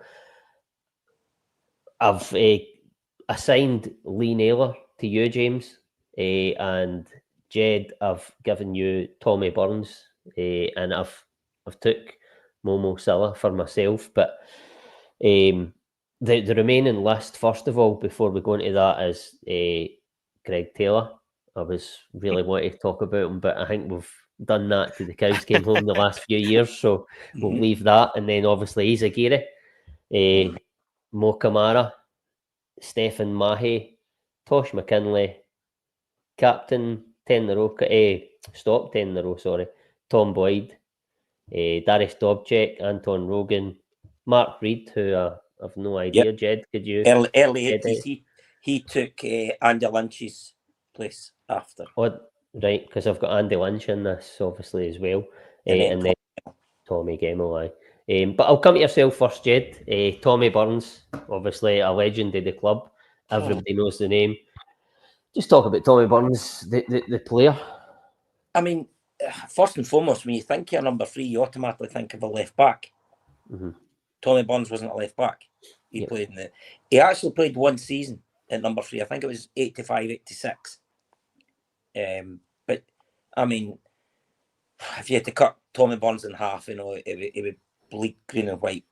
And if you look at some of the comments, you know, we're people were here in a cause, and you know, he's just been being every, even all the younger fans who's never seen him, they'll know of or heard of Tommy Burns as a player, as a manager. I think he made over 500 appearances for the club and 80-odd goals. So he was, and I was actually looking today because one goal really stuck out for me when he played, and it was in the centenary year because I was at the game. It was at Fir Park, and he hit it in the volley. Ball came in, and he hit it just in the penalty box. What a goal it was! But then, more interestingly as well about Tommy Burns, as you're probably aware, I was fortunate enough a few months ago to play in the John Hartson Golf Charity Day, and in my team was Frank McAvenny, and we were talking about Tommy Burns, and Frank McAvenny was saying, you know, when he played, they had players in the dressing room who, if you were one to pulling your socks up, they weren't along and letting you know. And one of the players he told me was Tommy Burns. which I always associate Tony Burns being quite mild-mannered. And I went, you're joking. I went, honestly, he says, he destroyed every player if they did not didn't get their finger out their arse. Unbelievable, he said. What an inspiration. And he said him and Mick McCarthy at that team were they two who basically went round all the players and told them in no uncertain terms whether they were good or not. But you don't associate that with Tommy Burns. Mm-hmm. You just associate him this, he was all left-footed, and what a servant to the club as a player, but also as a manager. Got to mind, I think the season when he was the manager, when Rangers won the league, I think we only lost one game that season. Mm-hmm. But he signed the players that he signed: Cadet, Van Hooijdonk, Di Canio, Andy Tom. They were Celtic players, eh? Unbelievable how good the players were. And Tommy Burns signed. He also signed Phil O'Donnell. Mm-hmm. So he did. And he, for me, will always have a special place in my heart because of what he done for the club. And he knew what the club meant to all the fans because, as he said, he was a fan who got lucky. We would all have loved to have played. Tommy Burns played for years with Celtic, and not many players can say that. Listen, really good words. I think what you can say about Tommy Burns is he embodied Celtic. Yeah. Pure and simple. But James, just to move on to another guy that if you cut in half with green and white, Lee Naylor. I know, I can't believe you've let Jed go first there and we've got Lee Naylor and fucking Momo Sir. I thought I had to do the short straw until I heard that there. But no, look, when you put that in the chat this morning, I was actually on the way to work and I was like, fucking hell, man. I was like the most beige Celtic player ever. So I had to go and have a Google. But, and also did that, but I didn't actually realise he was here for so long. With 4 years here. In my head, they had one really good season and then one really bad season. But he was here for 4 years and he came in for Wolves. I think it was a swap deal plus cash, but it was Charlie Mulgrew going in the other direction. Down to Wolves. I don't know if he actually ever played for them.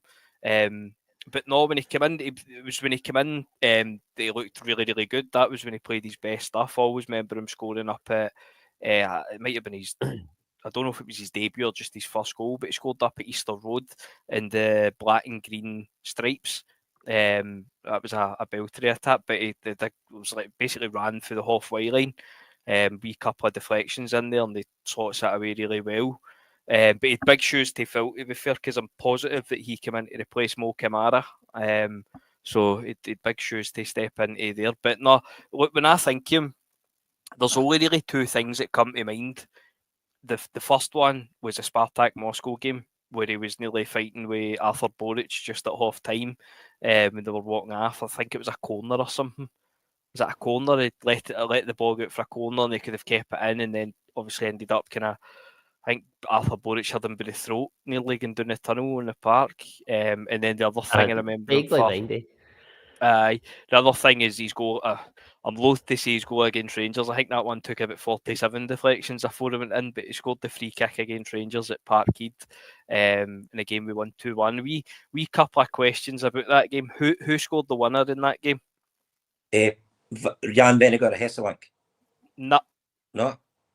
Where he scored the goal at Parkhead against Rangers? Scored at Parkhead. Celtic won 2-1. He scored. I'm sure he scored to make it 1-0. Kenny Miller equalised. Was that a defender then? No. Was it Sean Maloney? No. Who was it? Tony Mowbray era. I'm sure he was a Tony Mowbray signing actually. Fuck. I've erased that period from him.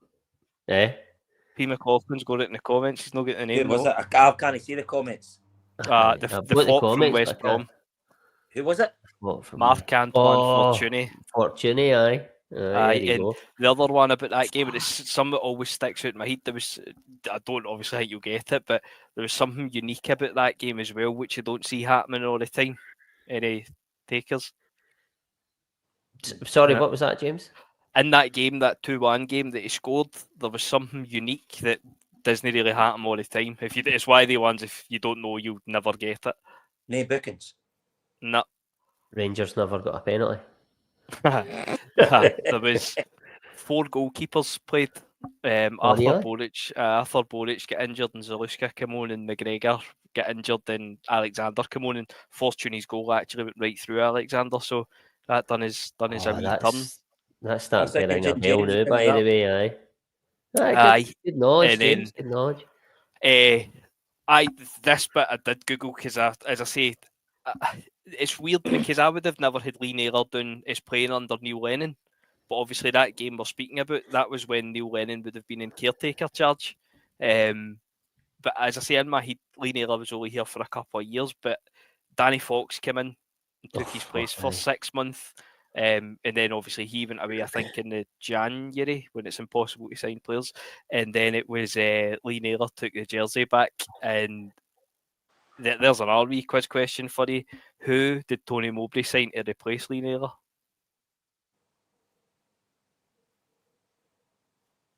I could give you a clue, but I'll give it away.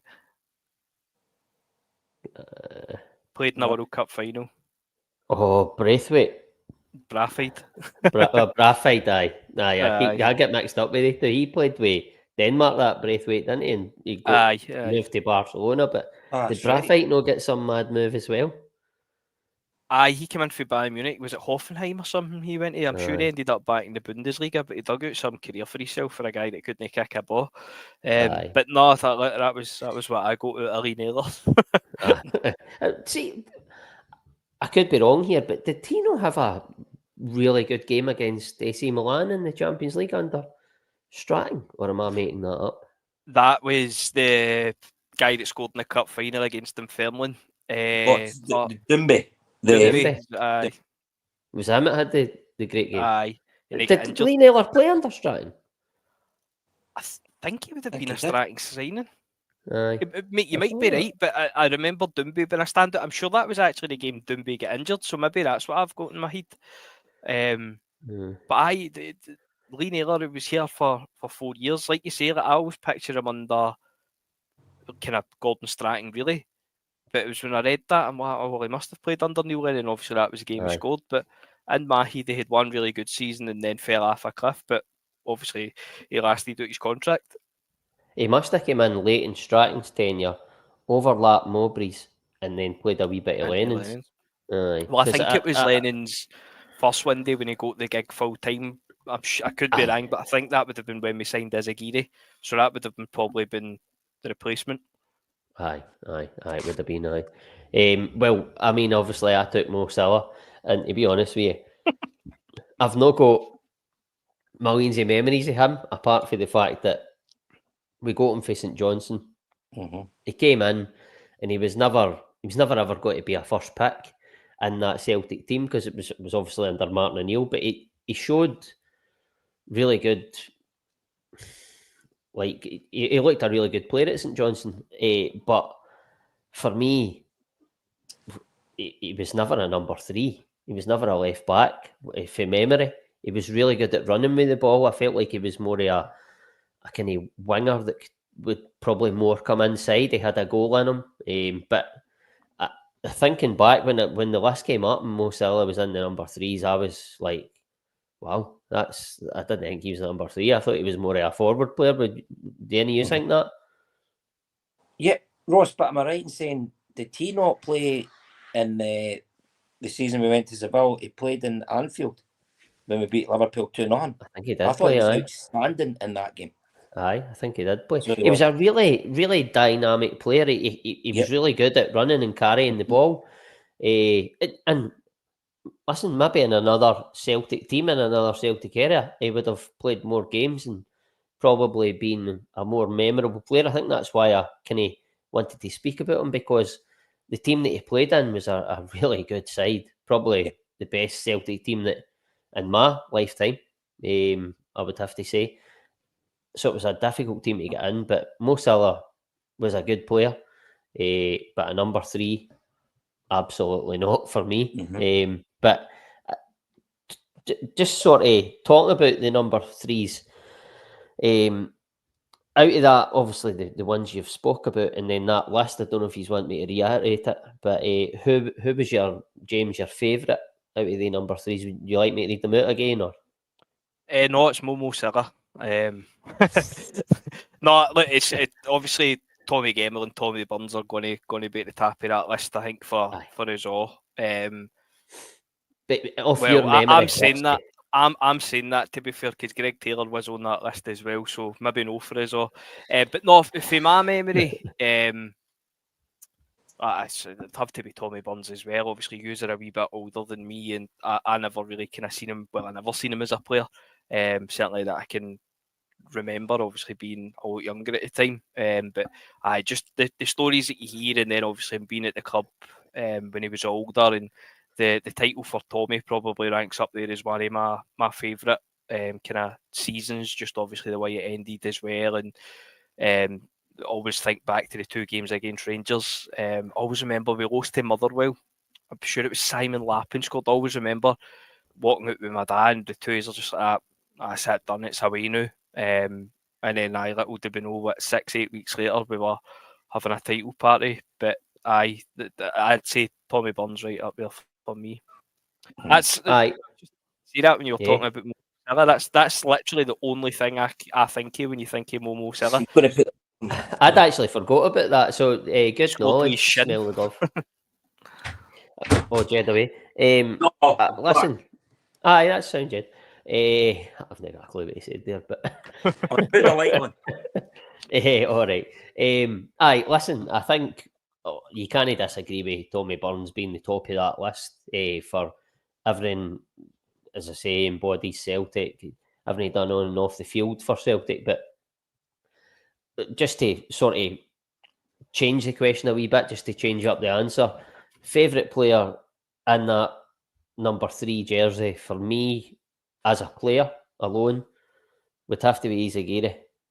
James is surprised, but it would have to be. I was waiting on it. Right, no, I loved Greg Taylor, and I defended him. Probably, he's not in the same class as Izagirre. Izagirre was a far better player than Greg Taylor, but I defended Greg Taylor because I felt he was really unfairly criticised. But Izagirre, that first season he came in under Neil Lennon, I think it was. That was that sort of new age winger that we were all accustomed to now. But that was the first time I'd seen somebody so dynamic getting up that line, so good. Obviously, then Kieran Tierney came in and took that place. But Izagirre, that first season, I remember it was a game at Fir Park, and he picked the ball up in his own half, and he done like a 1-2, and he was down the line. I can't mind if he set up a goal, but even I think we beat Rangers 3-0 at Parkhead. And he got right down the line. He played one in, and I think Gary Hooper. I couldn't remember if it was Hooper or Commons. He was so dynamic down that side. His delivery was brilliant. He was strong. I couldn't believe the player that we got. He was one of my favourite players in that Celtic team. Phenomenal player. Obviously, Tierney came in and taken his place, and then he came back to Celtic, and it tarnished it a wee bit. That initial first period, he was outstanding for Celtic for me. I think as well, because we've just mentioned Hoffenheim there, but that we struggled at left back for years with guys like we've said, Lee Naylor, fucking Momo Silla, Danny Fox, Brathwaite, the ones we all just mentioned. It was a problem position for years, and then when you're signing a guy coming in for Honduras, we'd probably be sitting having the discussion we've just had about Yamada. What the fuck are we doing and all that? But no, he went on. It was absolutely brilliant. That is, you say, that first season especially. Aye. But Jed, the same question you. I think I know the answer. It's probably going to be Tommy Burns, but just humour me. That just sticks in my head, just with the age. And listen, was he a great footballer? No, he wasn't, but he gave 100% all the time, and especially in the centenary year, was Antoine Rogan. You know, he's probably he made loads of mistakes, but nobody can ever fault his endeavour when they put on that shirt. But just the centenary year means a lot to me because the age I was, and doing the cup double, winning the league and winning the cup as well. And Anton Rogan played a big part in that season. Aye. Right, listen, I really need the toilet, right? So I'm going to just put this to ease so I can just go. Mhm. But another one who I liked as a Celtic player, I'll let you discuss it amongst yourselves, was Stephen Mahy. Just talk about him as a player. And I'll be back with you as soon as possible. It's, again, I remember him being a bit off his nut, but that's kind of Yeah. like early days for me. When as I say, I was a little younger. I just remember him being off his nut. Did we sign him for Hearts or did he go to Hearts? No, ended up going to Hearts. Right. He was a bit of a nutter, by the way. The memory you did it not one stage you not have a Mohican. Aye. I can't mind where we got him from, but again, he certainly you couldn't question. Every time he played, I always thought he put a shift in, but he's not one of the best left backs we've had. But I remember him being there, but I can't remember where we got him from, and I can't even mind who the manager was. Would that have been late 90s, early 2000s? So you're going on to John Barnes, then Martin O'Neill, Tony Rowe, Mowbray. It has to be one of names, and then it definitely wasn't Tony Mowbray. And then after O'Neill was Strachan. I'd probably go John Barnes, pitch it in about there. I think that's. Well, I know Barnes out of memory as well. Barnes signed still in Petrov. That's a really good thing he done for Celtic. So he did. And did he not sign Mark Viduka? I'm right, actually. I think he signed Mark Viduka. Yeah, I'm sure he signed him as well. So it was, but Stephen that was Croatia's only there for maybe 2 or 3 seasons. He wasn't there much longer than that. I'll have a wee Google. We'll have a look and see who it was. I'm sure I would pitch it about at John Barnes era. Stefan Mahy, there we go. Signed for Celtic. Oh, was it Celtic for 4 years? It says 97 to 2001. 97, so it's. Is it Mowbray? No. Would that? No, it wouldn't even be Joe Venglos, would it? Sorry, guys. I need to take this call. Aye, no worries. No worries, Ed. We still talking about Mahy there? I was just kind of off on tangents about Viduka as well, but no, we were talking about what year would you pitch Mahy signing for Celtic? 596 maybe. It was 97. We were saying maybe kind of 99, 2000. Aye. Sorry about that, guys. Aye, it's all right, Jed. Aye, am I right in thinking, I don't know if you touched on it when I was away there, but was Mahy the one that injured himself answering the phone? Don't know. He'll miss a Rangers game because he ran to answer the phone or something, and I don't know what he done, but I don't know if anybody in the comments can confirm that, but I feel like that's ringing a bell with me. But listen, we'll move it on. That's a really good segment. Thanks to McGinty for bringing that in because I enjoyed that. Where are we? We'll move on to and on this day. Now, this, because it's like the summertime, there's no really, it was quite sparse, but it came up and I thought it would be a bit of fun. I thought it was quite funny. I don't know, James, if you can join in with this, but Jed, for wanting a better word, is an older head. So, and the guys in the comments, I'd like to see them weighed in this as well. But on this day, Celtic signed Tony Cascarino for Aston Villa for a club record fee of 1.1 million in 1991. Talk about a wee bit about the legend that is, Jed. He was a better professional gambler than what he was a footballer.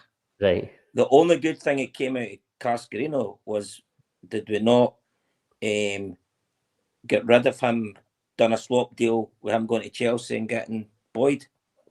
Good knowledge. I seen that on Google when I was looking it up. That was only good. I mean, he scored at Ibrox. Was that the But I think he's out.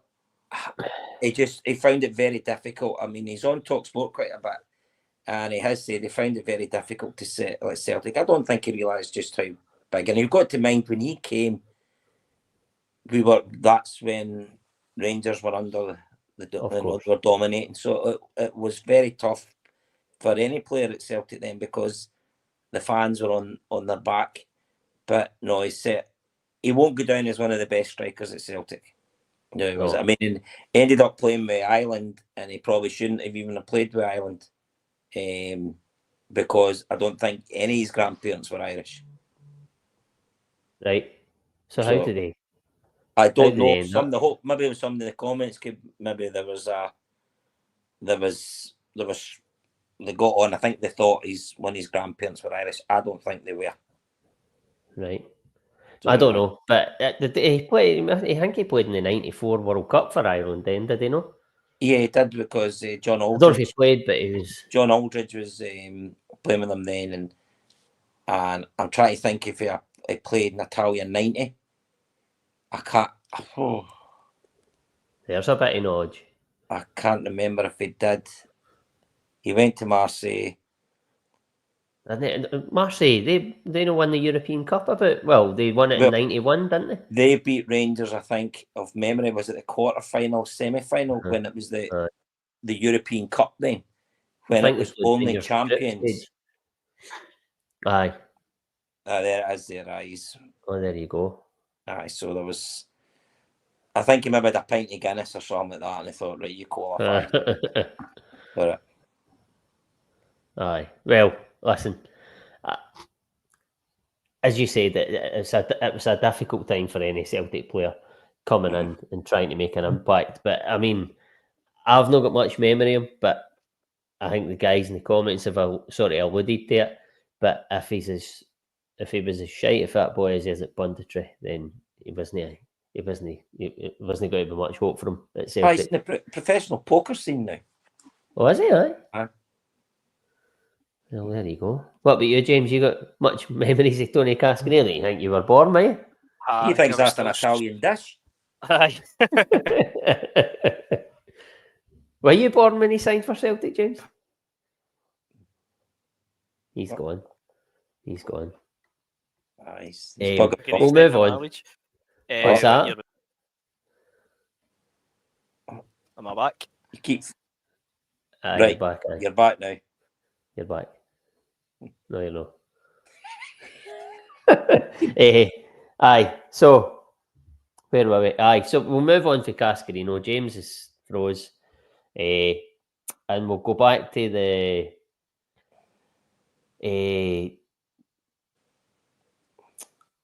Sorry, I've lost my place.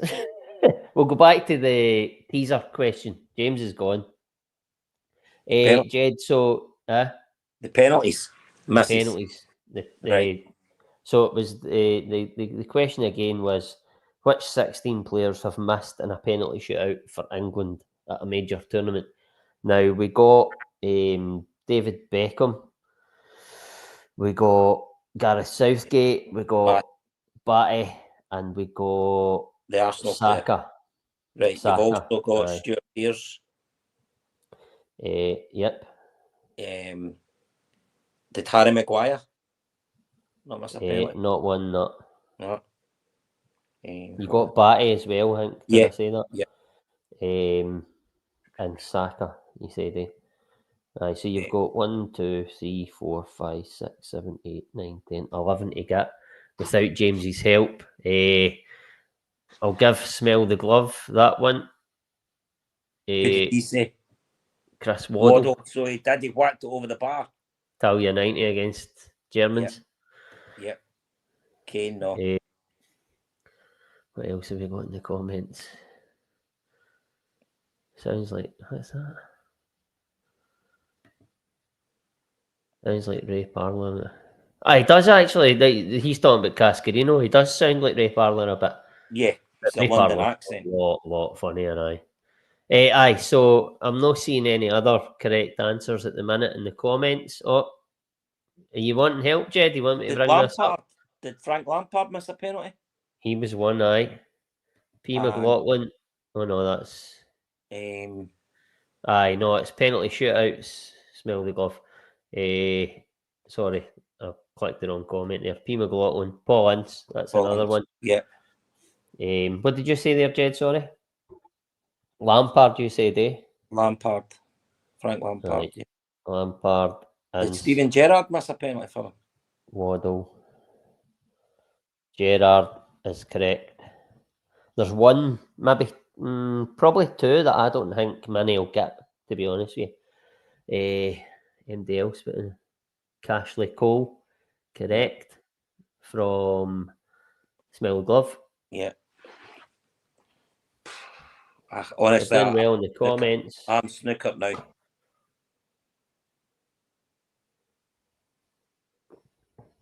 We'll see what else is coming in the comments. What could I say? Think back to the same penalty shootout that Saka missed a penalty, Jed. Was it the guy that plays with Crystal? The centre half? Geary. I'm saying Geary, but it's none of that. No, it's not him, not. Rooney is wrong. Another young guy in that thing. Mate. Flat is wrong, sorry.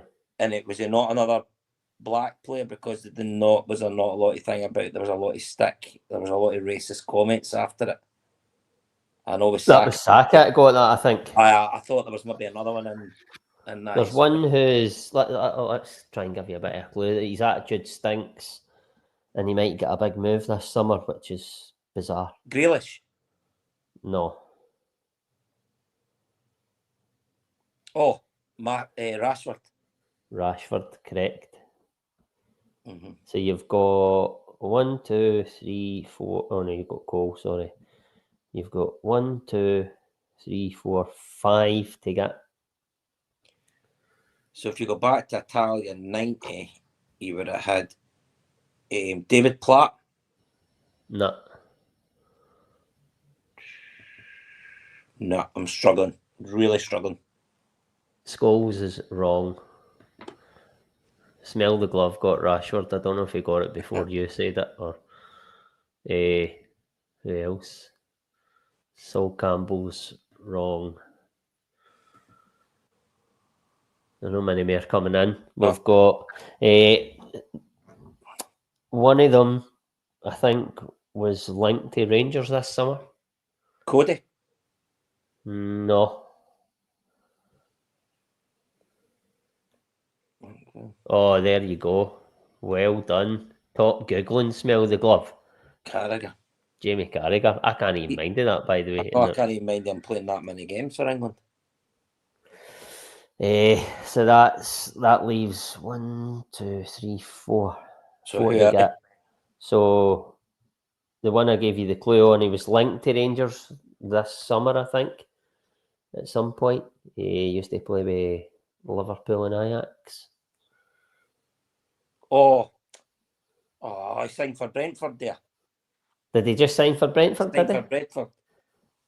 Oh, my mind's went blank, but yeah, he signed for Brentford. He was in Saudi Arabia and then went to Ajax.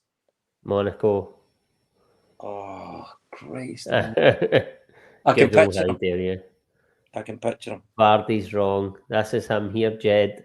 You ready? Yeah. A second to take that one away. Where is he? The fucking comments keep moving. He's from Sunderland. He's from Sunderland. Henderson. That's I signed for Brentford. I actually thought this would have been a lot easier for folk. Phil Neville is 2 seconds. P. McLaughlin said Phil Neville. I think it was P. McLaughlin, which is wrong. I think we could be here all night. Do you want me just to give you the other ones? So, Darius Vassell. Right, Aston Villa. He played with Aston Villa. Ashley Young. Yeah, Aston Villa again, or Man United. Didn't Man United. Everton. I think he finished. I think his career's finished now. He finished at Everton. And finally, Jadon Sancho. Jadon right. Sancho, aye. Is James back seen brought in there? I think he's just Hi, James. I've been sitting there for about 10 minutes and you'll see the sorry, I didn't see you. Sorry, man, didn't see you. Did We're you just hear? about to say good night anyway, James. Thanks very much. I know. I've been listening. I've also put Sancho and Carragher in that wee private chat tab that nobody looks at. Have So you? there we go. Oh, sorry, I'm not even. Oh well, there you go. Well, you done well, James. That was a wee bit of fun, right? So, what we got left? We've done the teaser, so we're going to finish the night on the agree to disagree, which apparently James didn't know, but it was, even though I've been doing it for about 2 years. But listen, it's fine. We've explained it to you, and we'll get on with it because Jed, I think you're on taxi duty soon, so we'll try and get this wrapped up quite quick. So for those who don't know what agree to disagree is, like our very own James, it is I'll make He's a series buggered of off. statements. Oh, he's back. Oh, he's back, aye. Oh, is he froze again? No. I'm here. Aye. So I'll make keep a up, man. series of statements. I'll make a series of statements, and the guys will either agree. Agree. What the hell is it again? Disagree. No, I've done it- they'll agree, for 2 years, strongly agree. They'll agree, strongly agree, disagree, or strongly disagree. Right. So I've got 4 of them. So I'll come to. Well, James's maiden voyage. I'll come to him first. So agree to disagree. Right. Rogers will sign a new deal before the clock strikes midnight, and we move into 2026. Oh, I disagree. Mm-hmm.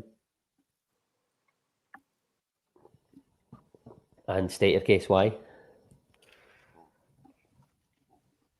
Because he never got a replacement for Kyogo. Aye, in January, and he wasn't happy with his coasting. He wasn't happy with the coasting. No, I just think, to be honest, some of the stuff that he said in terms of when he first came in and said, I'll be here for my 3 years, and then just some of the stuff surrounding a couple of signings that we've made that we discussed earlier.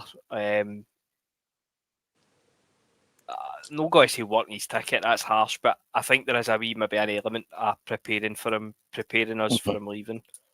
Yep. Aye, it's hard to disagree with you there. I'm not sure. Jed, same one. Hold on. Agree, disagree, or strongly disagree, and you're getting away with I'm not sure. All right. I think I'll go to Jed first, and then I think he won't be signing. I think this is his last season. Think so? Yeah. So I strongly disagree. He will not be signing a new contract. Right. Watch this. He'll sign them on.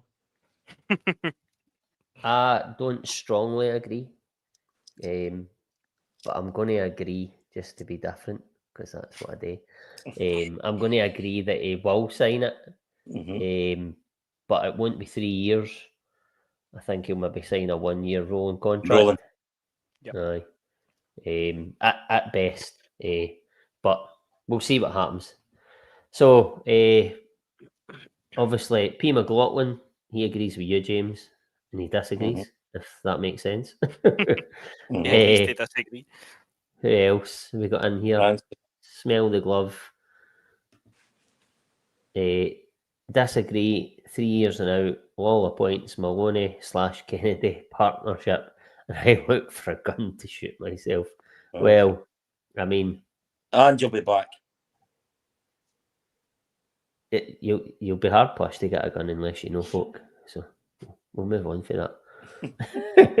Right, so we'll come to yourself, Jed, this time. It was James I went to first the last time, wasn't it? Yep. I nailed. I don't even need to answer this because I've nailed my. I was wondering what you were going to say there. No. I thought you were going to start talking about your holidays. Aye, fair play, Jed. No, I nailed my colours to the last on this last season, so you don't even need to ask me because I'm just going to back it to the hilt. But Arne Engels will be our Player of the Year this season. I disagree. but I think he's going to have a good season. Fair enough. I James? I agree with Jed. If I was So you putting money on disagree? it the Roo, if I was putting money on it the Roo, I'd say Hatate because of the World Cup coming up. Aye, fair enough. I'm just going to agree because, as I said, I'm strongly agree because I nailed my colours to the mast early doors last season, and I'm just going to run with that because what's the point in no backing yourself because nobody else will. Top cash anyway, you know what I mean? So the third one for yourself, James, moving away from Celtic a wee bit, the Club World Cup will grow in stature and prestige in time and become as or more important than winning the Champions League for the power clubs. Strongly, very, very, very strongly disagree. It's basically fucking legalised money laundering. It's just all clubs the majority of clubs that are up to the rise in debt, just getting ruined financial fair play and all that in it. I mean, I don't even know what the criteria is to play in it. Is it invite only? I mean, Chelsea won it. Chelsea aren't even the best club in London, and they're going to be paraded as the best club in the world. So I think it's because they have, I don't know how many years it has to be, but they won a European trophy in the more recent past than other teams, or the Champions League, if you like.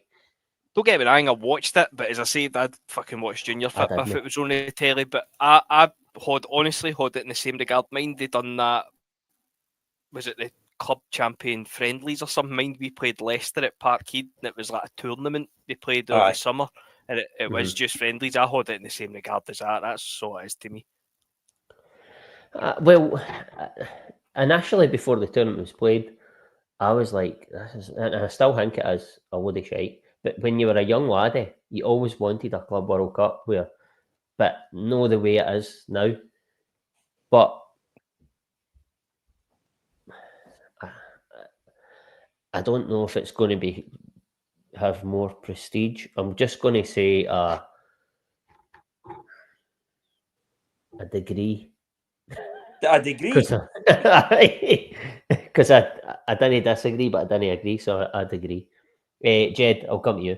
Right. I'd hardly watched any of it, but I thought I'll tune in last Sunday to see the final. And before even a ball had been kicked, I was thinking, this is a lot of pish. When you've got America dictating what's going on, singing their national anthem, and just, honestly, you've got the boy for the boxing, doing announcing the teams and that. What a lot of shite. I hope not to see it again. So, aye. Unless the only way would be if it is champions of each country, not teams who are like Chelsea, Man City weren't even champions, Liverpool weren't even in it. So it's poor, and it was Saudi money because Saudi won the World Cup, so they're going to get the World Cup. It is all brown envelopes. It's a lot of shite. So it is. So I hope never to see it again. Aye, listen, I actually, now that you've made that case, I'm going to go.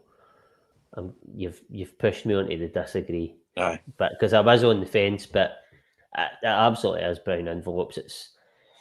It's just a way, like James said as well. It's kind of money laundering to make. You look at the teams that are in it. Do you know what I mean? Like you said, no Liverpool, teams like that. I don't think Barcelona was even in it either.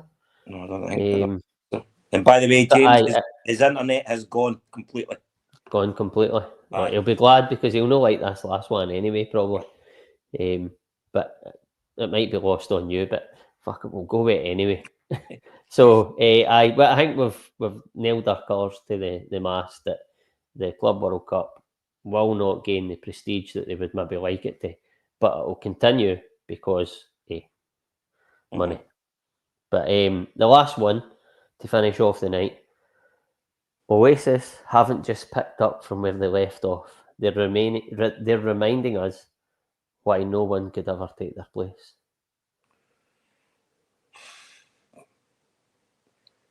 It's hard because me personally, I think there've been better groups in name, but there's certainly they came from an era where, yeah, they're still. I mean, some of the songs in that they've done has been brilliant. So I think I might agree. I can't strongly disagree, and I can't strongly agree. So I'll agree. Aye.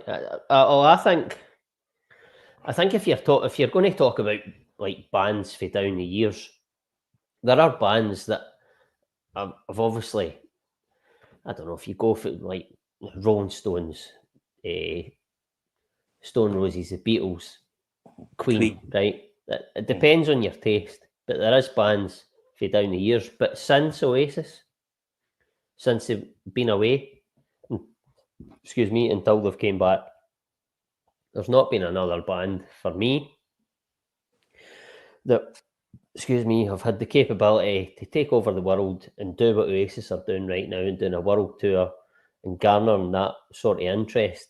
And their songs are unbelievable. They're anthemic. There is no band since Oasis being able to take their place. And right now, the way the music scene is going, I don't see any band after Oasis taking their place.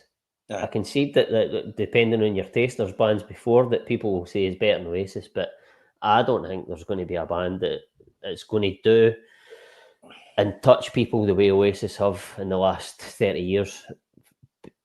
And the rest of my lifetime. They never made it big in America. No, but that was partly Liam's doing. Yeah. But I think that they'll be good out as iconic. Oh, of course. Aye. So definitely. Aye. But I think this, listen, I don't know if it's just going to be one tour and that's it, but well, it depends on the money. Aye, of course, aye. But I don't know if they'll bring out new stuff. But had Liam not let the side down, if you like, I think that they absolutely would have went and cracked America. But it was just the way it panned out. You know what I mean? He was a loose cannon. Noel was career driven. Liam wasn't as career driven. Noel was more talented in terms of musicality. Yeah. But Liam is one of the best frontmans that's ever been. But aye, listen, personally, I agree that with that statement. I strongly agree with that statement. I don't think we'll ever see another band in my lifetime anyway that'll come close to or be anything like Oasis. I think that type of rock and roll band is died. It's gone. Social media's taken it away, and you'll never see their like again. And to finish off, I'm going to see them on the 8th of August at Midfield. Well, Ross, see before we go as well, I'm going to ask you if you agree. You're just back to the place, just back for Tenerife. You will be back within the next 2 years. Agree, strongly agree, disagree. Strongly agree. We've already looked at booking it for next year. I mean, it's superb. You know how I think it's one of my favourite places. I try and get out as often as I can if finances allow, and I can't wait till I'm there in September. So I think I love the place. So, listen, it's absolutely brilliant. It's got everything that me and Sharon and the Wayne as a family need in terms of restaurants, bars, entertainment. The hotel we were in was perfect. It was a brilliant holiday, and I'll definitely be back. I'm just going to touch on the comments just off the back of the Oasis one. We've got RM, who absolutely isn't me, by the way. The success of Oasis is indicative of a dead industry. Oasis are better than anything out there by it only because there's literally nothing out there. Music and art in general is completely dead. What a good point. I've sort of alluded to that. But in the 90s, that wasn't the case. But Oasis took over the world in the 90s. Absolutely superb. So I would disagree with that to an extent in terms of if he's talking about in the 90s. But if he's talking about right now, then the music industry's not great unless you want to listen to country music, which I really insist that you do because modern country is unbelievable. You're going to get a disagreement with me there. I mean, it's just that seems to be the new thing the last year, isn't it? Oh, it's class. It is. If it's no Oasis I'm listening to, then it's that. But what else is there? We've got Sorry, 2 seconds. I've just got that one again. I'm pushing this. Santoy, 3-cork pish. Yeah. Fair enough. Everybody's entitled to their opinion.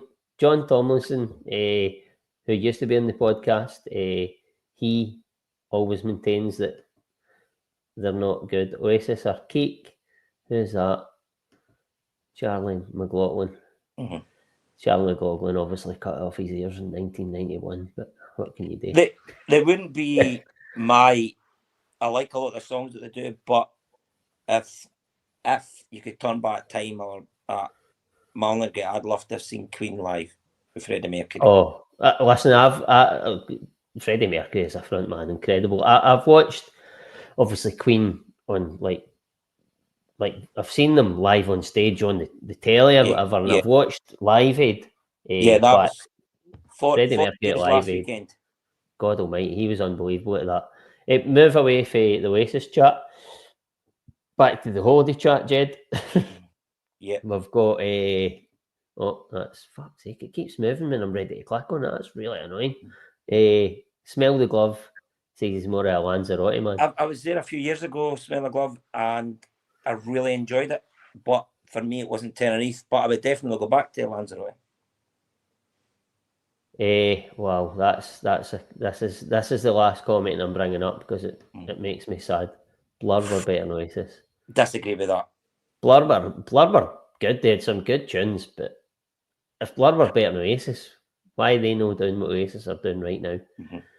Because they're no better. But anyway, listen, everybody's entitled to their opinion. Yes. Everybody's got different taste. Aye, it is. Everybody's got different tastes in music, stuff like that. But James is gone. He couldn't hack the chat any longer. I'd beat him in the debate, let's just say. He's not here to defend himself. But no, I've really enjoyed that tonight. It's a long time for I've been on. Good to see you back, Ross, as well. Good to see you back. Aye, I'll be honest with you, I was a wee bit nervous tonight coming on and hosting because it's been that long. And I didn't know how many viewers we were going to get and stuff like that. But the guys have come in with the comments really well. We had a good debate, obviously, on the squad. It took a wee turn to where I didn't want to take it to, but it was always going to go there, where we would have that debate about coasting and the board and stuff like that. But I really enjoyed it at the same time.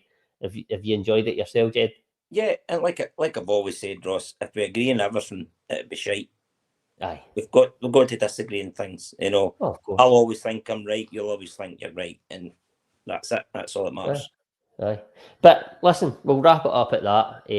As I said, I've really enjoyed it. I'm glad you've enjoyed it. I hope the viewers have enjoyed it. If you want to like and subscribe, it's up to you. I couldn't really care less at this point. I don't think we've got any more subscribers in the last 2 years, but we all still enjoy doing it. I've not done it for a while. I wasn't sure if I still enjoyed doing it, I'll be honest with you, but I've come on the night and I've really enjoyed it. Once you're on, it's great, and it's good to see all the familiar names in the comments again, and hopefully I'll see you soon. And at that, I'll just say, stay well, keep safe, hail, hail. Cheers, guys. Cheers.